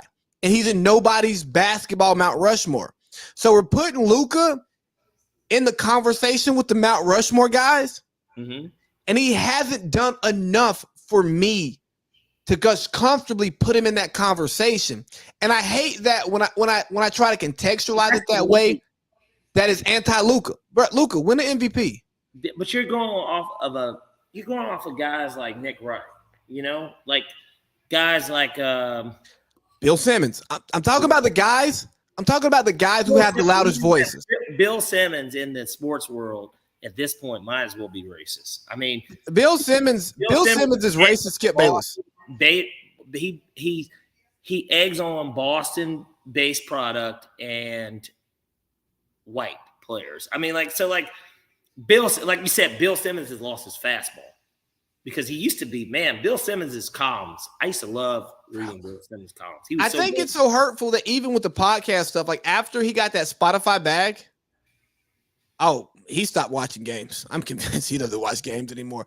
But I'm saying all of that to say we're speaking to the loud. I speak to the loudest voices in sports because those are the voices that I listen to. And I go, bruh, y'all are making Colin Cowherd seem like he's the reasonable one here today. Like, Skip is like pump the brakes on Luka. Hot take Tommy. Huh? I said Colin is low-key a hot take Tommy. He is, but he opens with hot takes, and then if you get to the meat of the show, it's actually he has perspective. And Colin is let me tell you about Colin, because I listen to Colin every day. You have to listen to Colin every day to know the difference between him making the show do numbers and then Colin speaking on how he truly feels. But that's another conversation. But I'm happy we're sitting here because, I think Luka's great. I think he's one of the best players in the league. But what is he doing? Why do we talk about him and Trey in different stratospheres when the result has been now the same? Technically, roughly the same. And Trey just led the league in total points and total assists. Now, do I think Trey plays winning basketball? Luka has less help, and that's just the truth. The Hawks definitely, from a personnel standpoint, no, not personnel, talent. The Hawks are more talented than the Mavericks, in my opinion. Not because of what we saw last year, but because no. Those guys are better. Like, I would take, yes, Dallas has built a team that, depending on who they're playing, matchup-wise, is bad because they can shoot the three well and they play defense. And Luka is the only actual guy. Like I feel like Trey doesn't have to necessarily be that guy sometimes. Like, when we saw it, because Game 7 Herter against Philly broke hearts, 27-7 in Philly. He was the guy that really he stepped up, and he had the biggest game in that game. He was the guy that got interviewed after that win. So, but we saw Brunson that with Luka. Like, Luka doesn't. Even if Dorian Finney-Smith has 24 and 6, it's catch and shoot. Or Kleber is 6 of 8 from 3, and he's got 25. Luka is still constantly putting up 30. And I think that, for your argument's sake, at least, when Luka had 27 at halftime against the Suns in Game 7, on the road, mind you, against a team that went to the finals, the defending Western Conference champs, and the best record in the league, he scored as many points as the team did. I mean, come on. We can't deny this anymore. Like, no. We can't deny this anymore. And I don't – and that's what – again, what gets lost in the conclusion is that I think a lot of times – like, Trey didn't show up against Miami this year. No, he didn't. People don't follow the path to the conclusion, right? And I'm not Nick Wright. I'm not Skip Bayless. I don't have take integrity. I don't say, hey, I felt this way on Tuesday, so I feel this way on Thursday. If Luka wins the championship this year, I now say that you can dominate the basketball and play with spare parts to win a championship because it's been proven. You know what I mean?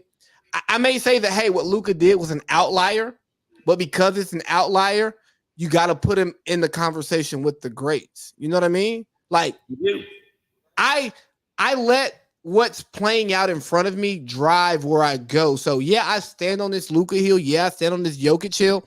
Yes, I stand on the Russell Wilson hill. But if Russ goes out and wins 14 games and he throws for 5,000 yards and 45 touchdowns and they get to even just the AFC Championship, I was wrong on Russell Wilson. Right. And to the Trey thing, Trey has more help, but I think Luka has more complementary help. And that's why I changed what I said. I originally said personnel, but personnel-wise, it fits Luka so much better. Yes. And I think that with Trey's personnel, it's not that he has more talent for sure, but I don't know if the personnel fits his game as well as the Mavericks have set up Luka's. And that's the thing. Like, we got rid of Cam Reddish not because Cam Reddish could not be a 3-and-D guy. It's because Cam Reddish did not want to be just a 3-and-D guy. And he's represented by Rich Paul. So, if you're represented by Rich Paul, you're automatically a problem. You don't want to be a team player. You just want money. Cam Reddish, in comparison to the rest of the guys on that Hawks roster, you have to think to yourself, they didn't really have the team. Like for him, he doesn't really personality-wise, based on what you kind of know about, he doesn't really fit that Hawks team because everybody kind of concedes, okay, it's Trey's team. We're young, but we're good too. And Cam Reddish seems like a guy to where when he was in and when he did do well, he is like, yeah, like this is my team to a degree. Like basically, if they give me the opportunity, I can be the guy as well. Remember, coming out of high school, it was RJ1, Cam 2, Zion 3. Yeah. And I feel like Cam felt marginalized because he was the off-the-ball guy at Duke. So, yeah, I go top 10, but I'm better than that. Y'all just didn't see me work. And I went to Game 6 against the Bucks last year. Cam was the only person who showed up trying to win. And he balled. So I understand where Cam's like, hey, if I get the touches, if I get the opportunity, I can be that guy. And that's a conversation, that's gonna kind of spin us into our next conversation about Pat Bev doing the ESPN NBA car wash, right? What gets missed in a lot of these NBA conversations is the politics of the game. Pat Bev talked about CP3 being viewed in a certain light by the media and in another light by players. I got some confirmation that there are some players, good NBA players, who view CP3 more like Pat Bev does than what Stephen A. Smith and Colin Cowherd does, right? Yeah. I'm not saying either side is right because the product on the court says that CP3 is the best point guard of this generation. I know Steph has championships, but he really doesn't play point guard. But when it comes to traditional point guards, I mean, CP3, Stockton, Magic, Isaiah, like of people who played while we were living, breathing organisms. I'm not saying watching, but living, breathing organisms. These are the guys we're talking about. And CP3 I don't know, he came in the league in 2005. He's the last of the Mohicans. I mean, yeah, like Darren Williams washed out. Rondo wasn't as good offensively. Wasn't as good offensively, and now he's threatening people and shit. I don't even want to talk about Rondo, right? But I think what Pat Bev is saying, it needs to be taken more seriously than it is. And I flip-flopped on this because at first I was killing Pat Beverly, but then I had a conversation with somebody who's in the know, and they told me some stuff, and I go, shit, man, you're right. Like, yeah, Matt Barnes is going to defend him because he played with him in L.A. JJ Redick's going to defend him because he played with him in L.A., and they're good friends, and they competed throughout the circuit growing up, right? What about Danny Green? Huh? Danny Green just defended him. I don't think they played together. No, they didn't. And or was that just more of a Danny Green has an issue with Pat Bev? Who knows? They play together either. Who knows what it is? But Danny Green could just be saying that Danny Green's also a defensive player. Danny Green at one point had made the All NBA defensive team, just like Pat Bev. They probably Danny Green. If the Spurs win the 13 finals, he's Finals MVP. Let me see. I just want to compare. The point that I'm making is, I think that because some people have a perspective, they should not dismiss someone else's perspective who is right there. There are conversations that Pat Bev is privy to because of guys he's played with, because he's been on that court, that outsiders aren't privy to. There is a feeling that he may have that he's not privy to. Now, I'm not going to sit here and CP3 gave Pat Bev buckets last year in the playoffs, and Pat Bev got mad and pushed him. Pat Bev never said he couldn't play offense. We have to take that stuff into consideration. Like, there is some personal stuff there, but like, if you listen to Pat Bev talk about, have you listened to Pat Bev talk about CP3 like on JJ Redick's podcast? Like, you got to listen to, like, I think I didn't listen to the podcast. I only have seen the car wash clip. Okay, so what Pat Bev is doing? So let's break this shit out, right? Pat Bev is saying things to get ESPN a number so that he can get a job when he retires. Yeah, he wants to be like, we know that Draymond will easily slide into TNT. Like, he's really going to work for TNT. He takes Chuck's job. Like, that's already. We didn't know, like, a guy like Perk and Paul, those guys. Hold on to them, because that's a whole other topic. I want to stay on Pat Bev. We're going to get to those other guys. Well, I'm just saying how those guys got the ESPN, but go ahead.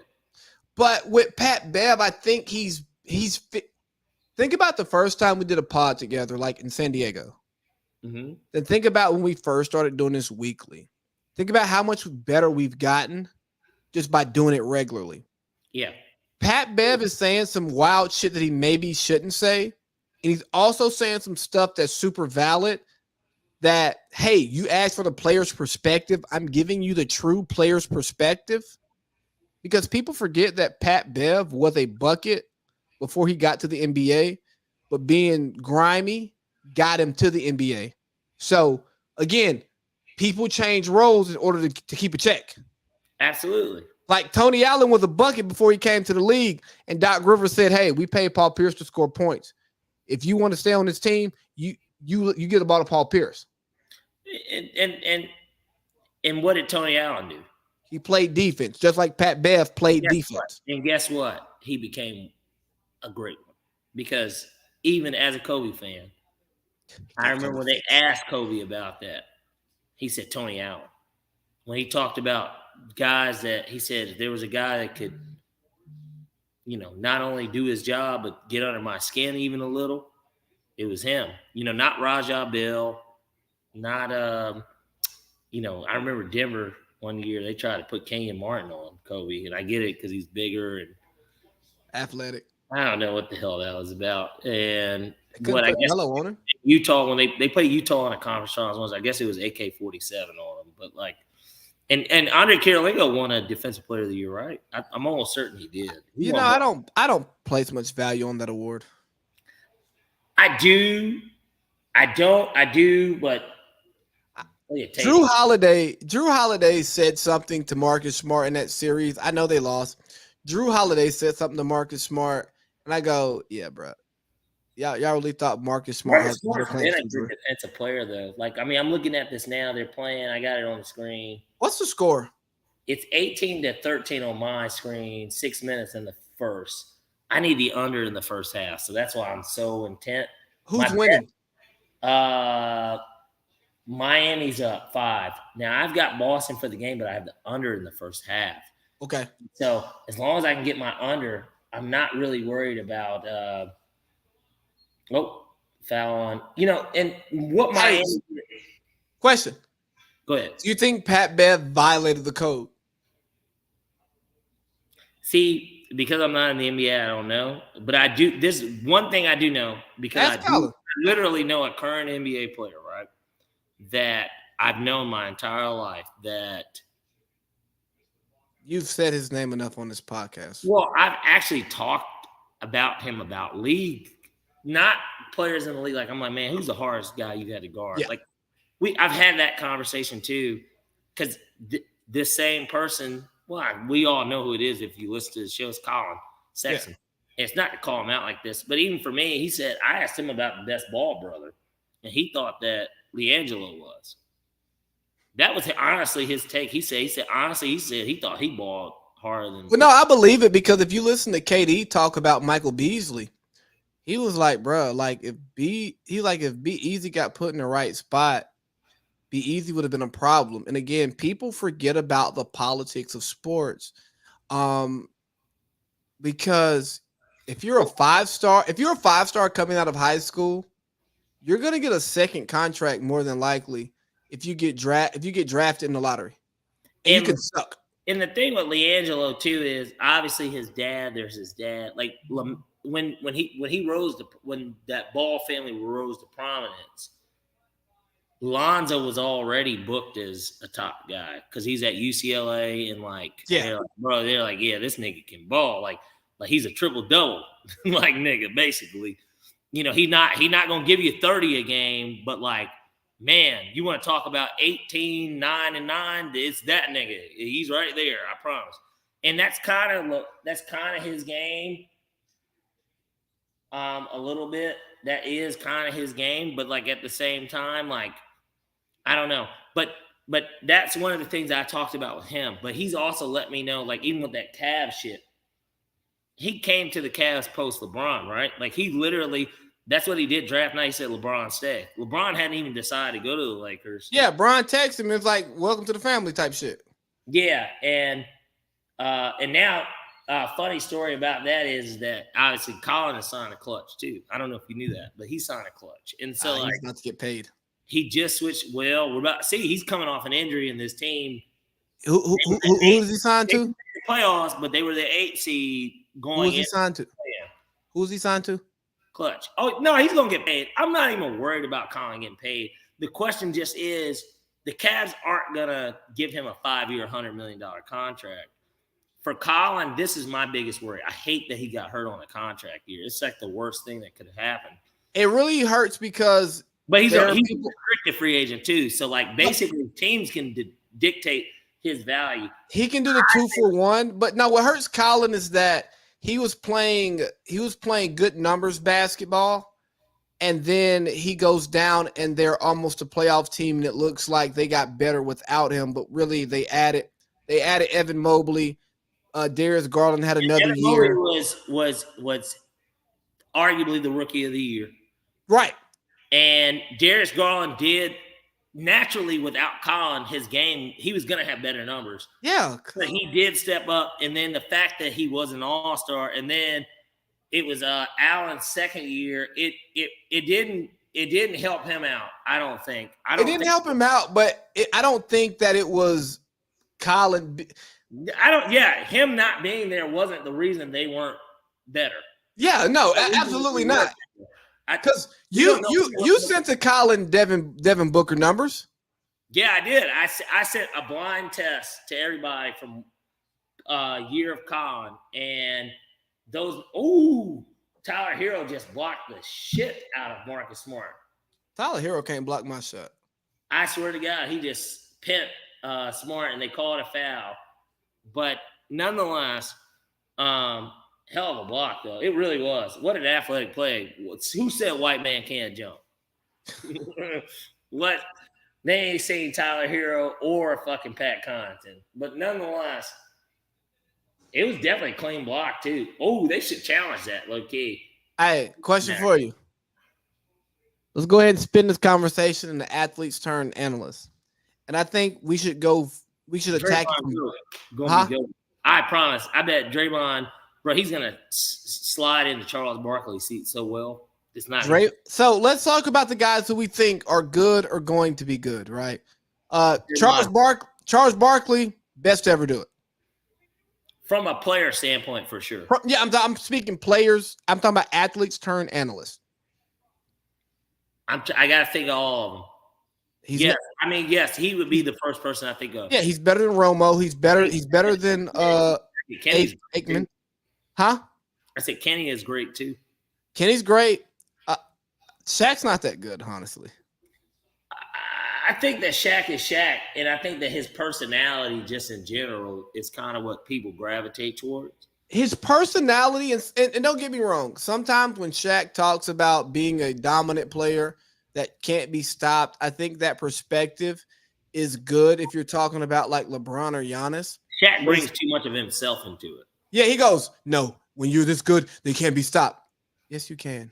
You can be stopped, Shaq. Stop. Shaq is talking more from I'm one of the best ever, as opposed to Barkley being subjective as I played in the NBA and like I'm telling you this is what it is. And obviously because Charles was in the league well before Shaq got in the league. Charles Barkley, I think, was drafted. He was in the 84 draft with Jordan, right? Yeah. Or is he the Ewan draft? The year after. Charles got drafted in the mid-'80s. Shaq got drafted in 92, 93. So like it was 92 because the Dream Team, because that was the argument that Shaq should have been on that team instead of Leitner. But no, and that's the thing. Charles brings a perspective of somebody that not only played in the 80s with Irving, young Jordan, Bird. He was on a team with Dr. J and Moses Malone. A lot of the good years of the NBA. What built the NBA to why it's so great today. He actually has so much insight, which is what makes him so appreciated. And even at the end of his career, he caught Kobe and Shaq. He caught Kobe and Shaq. Yeah, and he played those guys on the back end of his career. He got to see the younger Kobe, and still a prime Shaq, of course. Like he got to play against him. He fought Shaq. There's like, there's a video. Right, their parents were friends. They're friends. I mean, but like when they fought, their parents were friends. Like they went to dinner after that game. Like their mamas were at dinner after that game. Man, they're millionaires, and unlike Young Thug and them, these are millionaires who can get over their shit, right?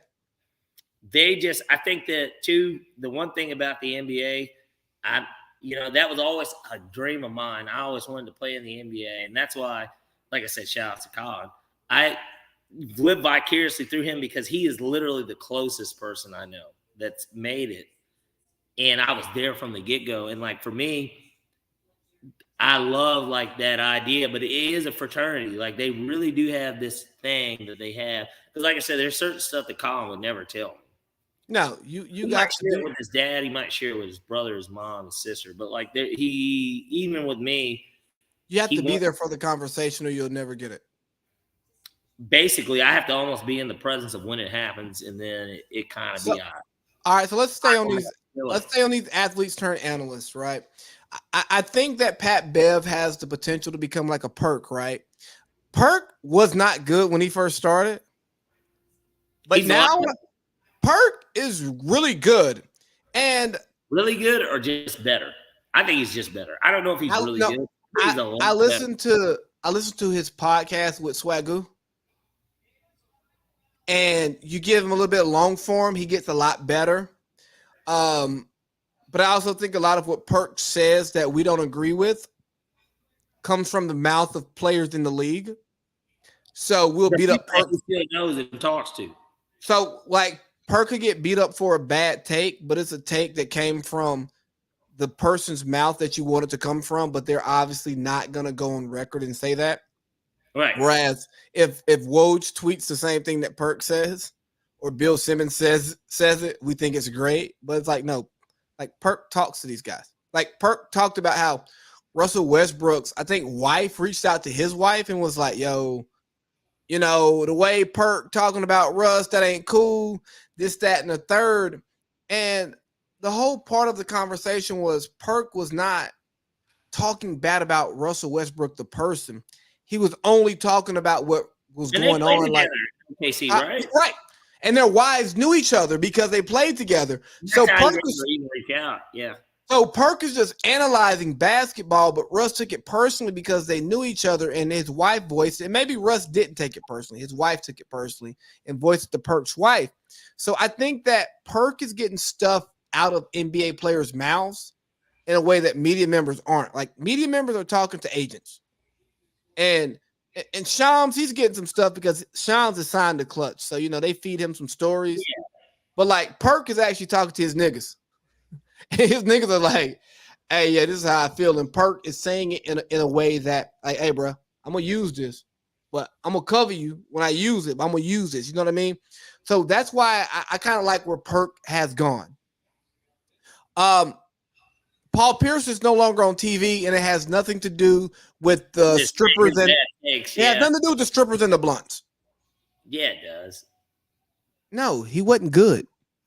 Well, then they use it as an excuse, so it still has something to do with it. At the end of the day, they made it. Gave it to him. They made the excuse. Do you think TNT fires Chuck if he's seen with strippers and blunts? Huh? He's Chuck. And he's good. Charles Barkley might be more known now as an analyst than he was as a player. And now, granted, like I said, that's sad. That's sad. Age doesn't make us. We didn't get to see it. My mom, being from Wilmington, Delaware is 25, 30 minutes from Philly. It's basically a suburb of Philly, just like how New Jersey and all that other stuff is.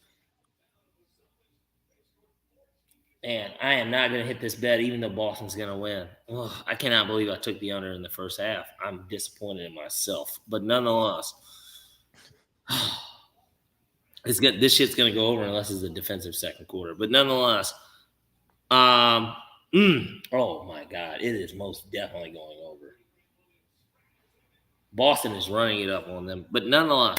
I'm so confused. Gucci is doing his, like, somebody's outside bark. And I'm locked in the office, and I don't know what Cindy's doing right now. I don't even know if she's inside. I'm confused. Right. Bro, Boston is pouring it on these guys right now. Are they really? I expected Boston to win this game, by the way. I did too. I picked them. But the issue is that I took the under in the first half, and they're at shit. They're at 59 points. So if 41 Bro, like, they went on a crazy run, like, since I last looked at the score.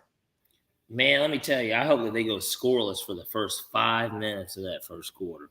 I really do. I last looked at the score. Let's talk about JJ Redick. It doesn't look good at all. Yeah, JJ Redick's he's a great one, though. I think JJ Redick has the ability to become like the face of ESPN basketball if he chooses to. Like Jay Williams doesn't have the years in the league or the talent to be JJ. Tim Legler doesn't have the resume. You mean legs? What did I say about legs the other day? Legs, let me tell you, he literally gets it because that's how you know who he is. Legs. Bro, we didn't know, like, people don't know that Legs won a 3-point shootout. Who cares? Craig Hodges won 3 of them. I'm trying to think who else is the worldwide leader hired to play talk basketball? Jalen Rose. He can take Jalen's job eventually. Who? JJ Redick. Yeah, on the basketball stuff. Sure. Oh, for sure. Because if you look at like their ESPN game day type stuff, they got more media members than basketball players. It's Stephen A, it's Greeny, it's Wilbon, and then Jalen Rose. Bro, they are working them boys like dogs. The men, they working them up. They are working like dogs. Huh? Every day. Like Stephen A. Smith is getting up, doing a bit on Get Up, doing First Take, and still covering the game. Every day. Them Sports Center anchors are probably making $30,000. Easy. Easy. But I think, and I think Fox has created this by getting certain players to come on, like Matt Barnes is now an ESPN guy, but he kind of got to start bouncing between ESPN and Fox and talking basketball. And I think Matt Barnes is a good analyst. I think Steven Jackson, I don't want to hear him every day, but I like when he does guest hits because I think when you say you think one more time, please, nigga. I like the fact that they use a lot of the role players, like high-end role players. Like people don't realize Steven Jackson averaged like 18 for his career. He was a very high-end role player. I mean, he's Jamal Murray with worse PR, and he played defense. But when you have these guys, they can speak to what it's like to be around greatness and what it's like to play with greatness and what greatness does, but give a more real perspective. Because I think Kenny gives the best analysis on Inside the NBA. I think Chuck gives the most relatable analysis on Inside NBA because Chuck can talk about being a superstar, but also talk about struggling to be great because he's a 6'5" power forward in a big man's league. And then Shaq speaks to your wildest dreams. Like Shaq goes, when you're a great player, you can go get 40 anytime you want. Right. I mean, Shaq, you can. And that really speaks bad on you because if you can get 40 anytime you want, then and you didn't, you lazy bum. Hey, your brother said JJ saving ESPN. See, I don't watch ESPN enough though. Me neither. Like they got Mad Dog on ESPN, and you know for years it was Mike Francesa and the Mad Dog, and that didn't work out. They divorced, and the Mad Dog is doing Wednesdays on ESPN, and Michael Irvin's doing Mondays. Look here, man. A guy can brag about getting a lot of women, but if he's paying for it, come on, man. No, and I just think that JJ is a good example of it. Now let's just take a look at just the bad ones. Obviously, Paul Pierce is pretty bad. Awful. I tell you, I got a better question for you. What do you think of Dwayne Wade and Candace Parker? They do I feel nothing. like D Wade brings more They do nothing for him. No, because he played so recently and he's like so connected still with the current league to where D Wade is not. I don't think that he's necessarily good at what he does. D Wade and Candace Parker are good enough. Because she's a WNBA player and she's like the first of her kind. Hey, let's be honest. People don't care about the WNBA. The ratings say it. Like I'm not saying that we don't care about it, but I'm saying ratings say the game scheduling says people don't care about the WNBA. But D Wade and Candace Parker, I think they're good enough to be on TV, but I don't look for their YouTube clips. Like I look for a Shaq YouTube clip. You would never. I look for a Draymond YouTube clip. I look for a Chuck YouTube clip. Like hell. I like to watch Kenny run to the board. He found ways to make himself relevant. Like the other day, Chuck goes, Kenny's talking about something. You know what I did for Kareem and then or Hakeem? And then Chuck goes, get his coffee. Like, because he was that close to greatness and he was an integral part of that team. Like Kenny was like what they needed to win a championship. I think he has the highest playoff 3-point percentage in league history. Something crazy like that. Really? Yeah, like, and he was a McDonald's All-American, you know. How Steve Kerr was, like, key. Right, like, you get a certain level of respect because guys who played know that you weren't a superstar, but you were, like, that key role player that mattered. You know, but Paul Pierce is bad. Who else is really bad? Antoine Walker's terrible. Who's the talk? He's on Fox. Fox, he gets on First Things First with Nick Wright now. And you can just tell he don't watch basketball no more. I listened to Cedric Sabalas on Colin's show, and he was like, Russell Westbrook's still a high-end player. He's just not what he used to be. No, he's Cedric not. Sabalas, so the guy that won the dunk contest one year. So look, man, we're about to shut down. Let's talk about Kendrick. I know there's some other sports topics we wanted to hit, but we went down our Falcons conspiracy. This is why, you want to know what? In a weird way, there's got to be a part 1 and a part 2. I don't know how your schedule works, of course, all the way around. But even if there was a Wednesday power hour and then the full show Thursday, you know, like an appetizer. And I know it's like a double dose or whatever. We could probably really get through a lot of shit. Yeah, no, we could pod twice a week easy. Like people don't understand between our pre-prep, the early show and the late show, like Monday and then Thursday. Whatever. Like between pre-prep, the times we talk on the phone and when we hang out, then we go through like sometimes you were playing football or something. I know for me it's my daughter, and then like today I literally hadn't got to go grocery shop, so I had to go to the Farmers, and that's the specific place I needed to go. Right. It chops us up. It does, but let's. Today, the only reason I have to even leave early today, happy birthday to Bryce, my nephew. He turns 3 today. He's in town. He literally just moved to Nashville.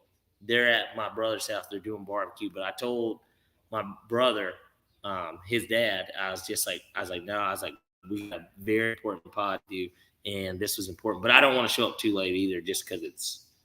Yeah, no. And we're respectful here. Let's talk about Kendrick's album. Okay, I got a few notes on Kendrick's album. Go ahead. Actually, I want you to soliloquy this shit because I've got a boatload to say, and I'm sure in the group, maybe if you've seen everything I said, Josh, all these people that I listened to it the first night it came out. Like I listened to it dark in my room at 1 a.m. But I listened to it in full the one time through, and now throughout the week I've got to actually chew on it, and now I have a different opinion than my original, but it still kind of lines up with my original opinion. Go ahead. Okay, so let me put it out here. When Parlay Pete gave me this topic, I said, yeah, Kendrick's a great performer, but he doesn't rap for me. Then I listened to the album the first time, and I liked a few songs, and I said, yeah, great performer, but he's not rapping to me. Then I gave it a second listen and a third listen. And then I started having those like half-ass listens where you start the album, but then you get distracted and you don't get through it.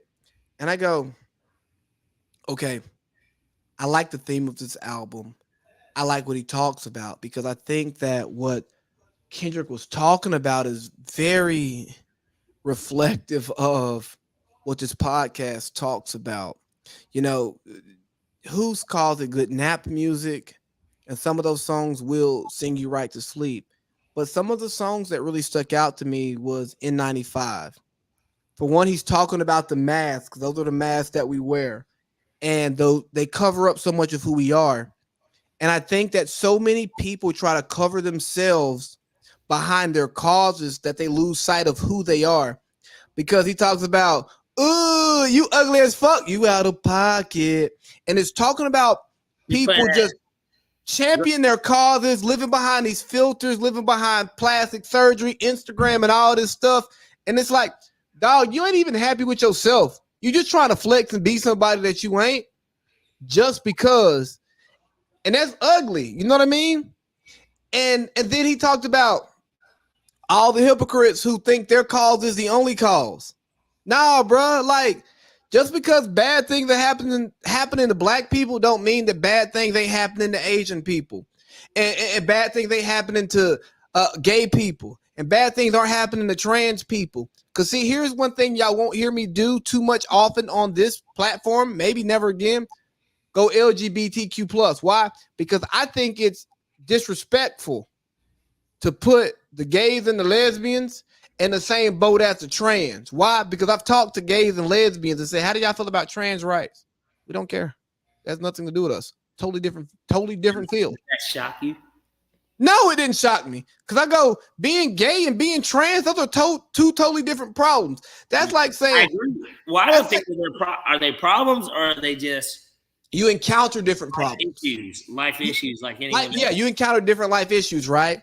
And then, you know, you got the song Auntie Diaries.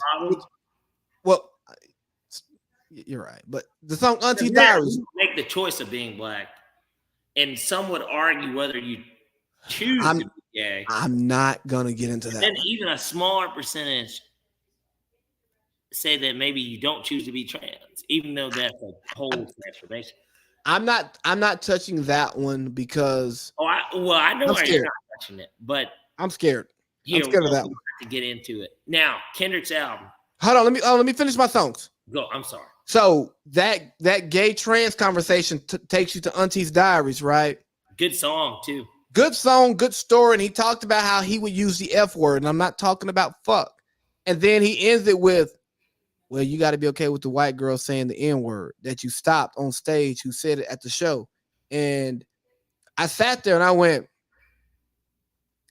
whoa, he has a point here. But I felt that way, not to cut you off your soliloquy. Good. I felt that way when it came out, because for me, now look, obviously, and I don't know how many white people you went to high school with. Many. What percentage would you say was your high school? Probably 70 plus. Percent white? Yeah. So for me, I definitely went to a school that was not over 90% white. The rest were minority. Black percentage might have been 3%. And then the rest are Asian, like mixes of Indian, like whatever. And so I would say it was definitely, I went to a school that was 90% white. And it was a smaller school, but at the same time, like, I think when it came to that, like, I have been around white people that have used the word, and this is where on the I've been around white people who use the N-word. I don't hate them. nigga, like, you know what I mean? Now, they don't be like, come up to me, what's up, my nigga? Like, nobody does that, the fucking Vince McMahon shit. Nobody's doing that. But certainly, if music's playing and Wiz Khalifa says it in a song, and everybody's like, it's a banger, everybody's having a good time, you know, we're playing beer pong, there's some weed, you know, there might be some white boys over in the corner doing some coke. I mean, like, whatever. I'm never at those parties. I'm sure you've been to a few. That doesn't mean that you were participating in any of the activity, whether it was the weed, beer pong, or yeah, I know. But the point, I'm with you with that. Like, we've been around white people who've used the N-word and it hasn't been malicious. And we have friends who would call us sellouts. I've had white friends where not white friends. Like, I've just done it to multiple people. But even, and this is how, you know, immature, I guess, now, when you look back at yourself at 17, 18 years old, 16, too, and you ask somebody, you're like, man, you're like trying to get them to say, you're like, he's like, man, just say it. Like, you're cool. Like, basically, like, you're really cool with me. Like, I'm okay with you saying it. And then this guy specifically didn't say it. And I think that you've been in contact with him because he does the platform where I sell my thing. One of my very good friends, fuck a white friend. I mean, just one of my really good friends. He just so happened to be white, but very good friend of mine. Like, seriously, played basketball with him. There's a lot of history there. He did a lot for me. He really did in high school. Hindsight, he was a grade under me. Did a lot for me. I am appreciative of that gentleman. And so, you know, I see where you're going here, because I think what gets lost is that there is a different level of awakening and black pride, and not that we weren't proud of being black. There was just different ways of expressing it 10 years ago than it is now. And I'm not a fan of judging people for how they did things 10 years ago, right? But circling it back to the Kendrick conversation, right, is, I've been around white people who've used the N-word and they've said it in a song, and it didn't make me uncomfortable. I was just like, hey, man, look, you shouldn't do that.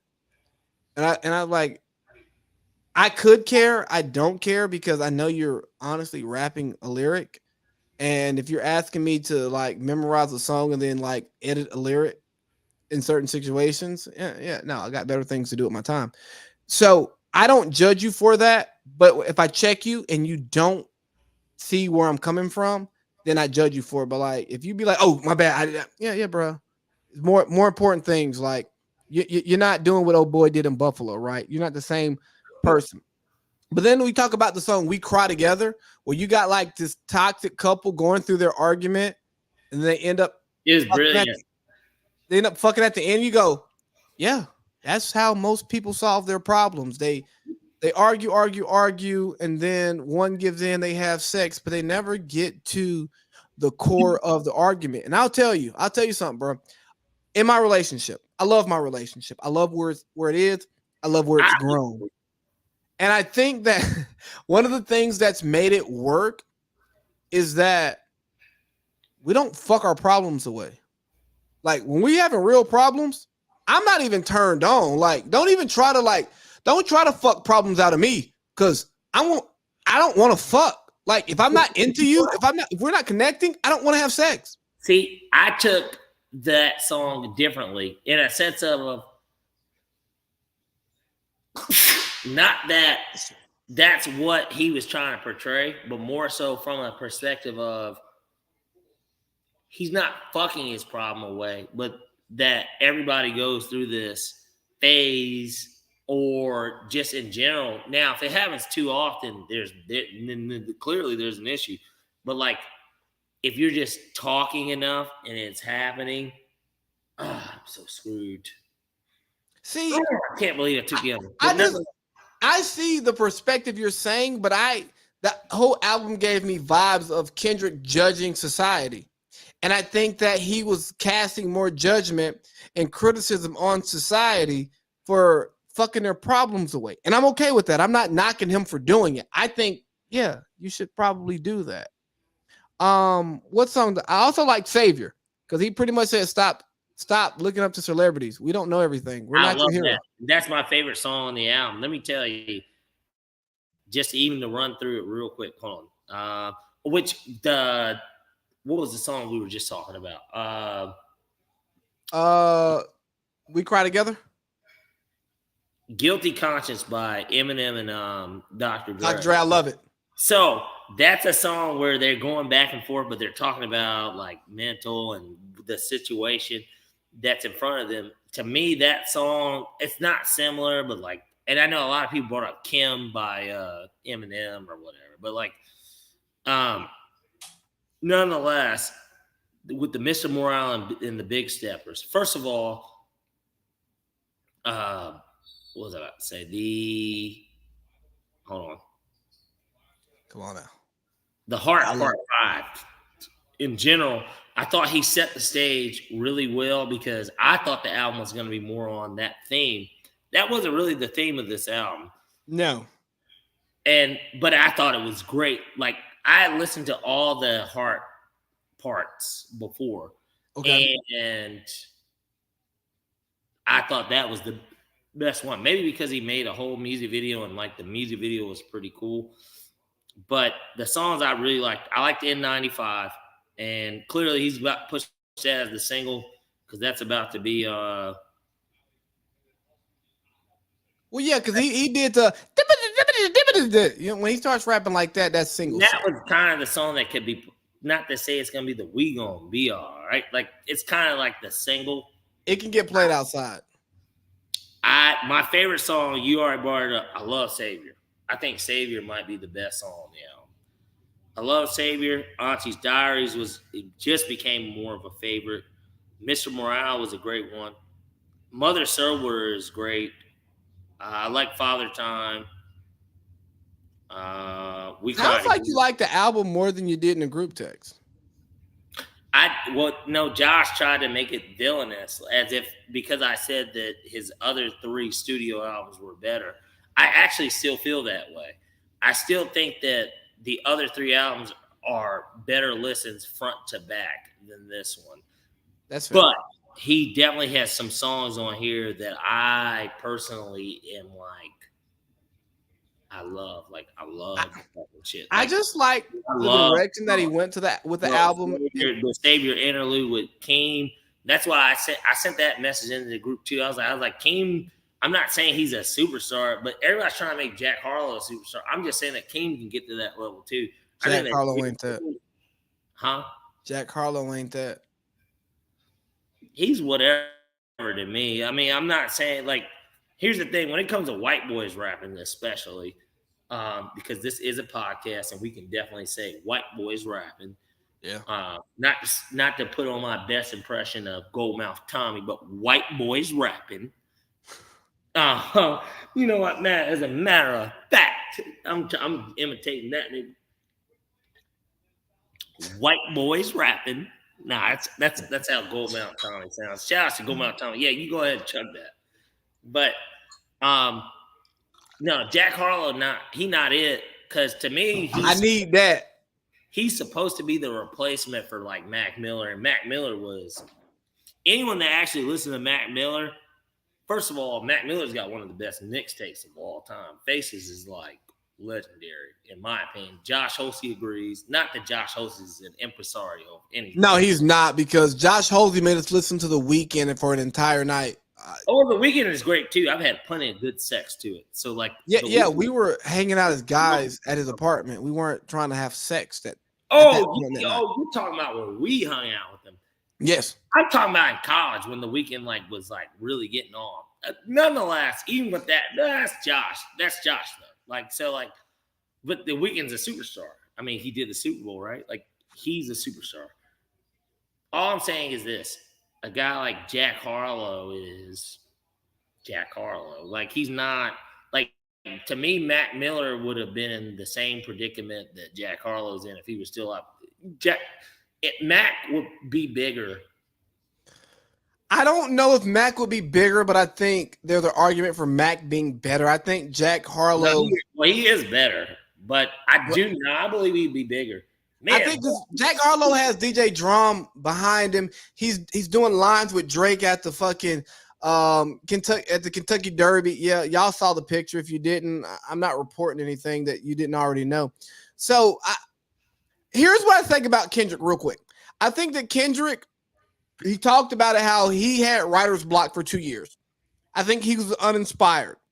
And he finally said, you know what? Fuck y'all. I'm going to talk shit about y'all. Y'all don't get it. I don't want to be a celebrity. I just want to be a great rapper. And so I'm going to give y'all some great raps, and I'm going to go to Ghana and not be seen again for another 5 years. And I think that he provided commentary on life that needed to come from a major voice, a major platform. Like, and what song was that? And Savior, when he talked about the whole COVID thing and being mad at Pfizer, then being mad at Kyrie, doing the difference between like, yeah, bro, we anti-vax until we catch that thing without the vax, and that shit hurt, and you laying in bed for 3-4 days like, oh, I could have done more. He just speaks to the human situation so much better than these other rappers. Like Kendrick, he raps like he make $35,000 a year most of the time. Don't he? It's only funny. Like, I'm not even saying to be an asshole, but like he rap like he ain't rich as fuck. I really feel what you're saying because it is like he acts like he's detached. Like he isn't detached from society. But then again, you know what? Here's the thing. I don't know nothing about these California niggas. Now, Kendrick don't go back to his hood like these other niggas that when they go back, they get killed. Well, you shouldn't go back to your hood. You're rich. He's very private. And like, so like, that is the thing. He's somebody that's not heard from. Kanye, you know, this is the interesting part about a person like Kanye West. Kanye West has these spurts like now, right? Ever since everything, nobody has heard shit about Kanye West. But then if Kanye wants to be out at basketball games, whatever, we will know that Kanye is out. But then Kanye goes out, hold on, fakes it a little, reportedly. Pete Davidson reportedly hopes for longevity. Kim Kardashian is taking advice from Kris Jenner. So basically, trying to get it back. Hey, Mom, how can I stay fucking this? And can I get some kids out of it? I know that she's 40-something and I'm fucking 28. I'm getting good commercials. And she's already got fucking 4 kids with this nigga that fucking hates me. Because I don't want to have kids. Because she's 40-something. Because basically, if I'm going to have kids with her, literally it has to happen right now. Well, no, even her last kids were carried by a surrogate. Like, well, regardless, it's going to be carried by a surrogate, right? But like at the same time, I'm sorry. Siri, nobody said anything about Siri. We said surrogate, you dummy. But no, but like, dumbass bitch. I'm kidding. Right. Pete just trying to get a bag, and he know that Kris Jenner is the way in. Yo, man, I'm not mad at Pete though. I am. I think it's corny, but I'm a hater. I'm not mad at Pete though. I think that Pete is Pete. You don't hate him because your name is Pete. You ride for Team Pete. He's Pete's. As far as we can parlay. All right, let's close this thing out because you got to go. We're already 10 minutes past time. I think real quick, before we go, we should just give a rest in peace to the Buffalo shooting and say fuck that shooter and fuck his mental illness. I don't care if you had mental illness. He didn't have a mental illness. Hey, you know what? I said on the pod he did have a mental illness, and that's not an excuse. I don't give a fuck. Like if you want to go, Illness, racism. I feel like if you go decide to wage a race war against people who've done nothing to you but exist, you have a mental illness. But I don't excuse bad behavior because of mental illness. You know what I'm saying? Like, what was his mental illness though? Niggas deranged. I don't know.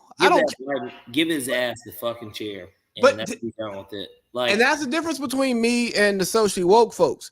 I don't say don't give him the chair. Give him the chair. Let him sit in there for the rest of his life. I don't give a damn.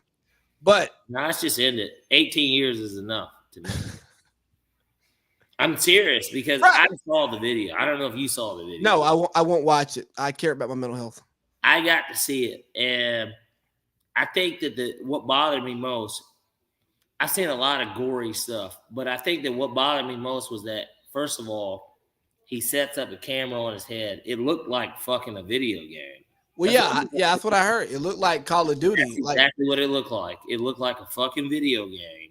He streamed it. He did it on purpose. And, like, bro, this was not a fucking episode. No. It was not an episode. Like, they have episodes. These people that have problems, they have episodes. Don't give him no easy way out. Let's just take him out the right way. And I think that's what should happen. This nigga had a whole season. This nigga planned out the whole season. He got greenlit for a whole season. Pages of manifesto. Let's just go ahead and send him where he was already going anyways. Like, let's just go ahead and do it. And, like, you know, I talked to Justice about this because he put it in the group. Now it was the link was dead by the time I clicked on it. So I saw it a different way. But nonetheless, it was still through Reddit.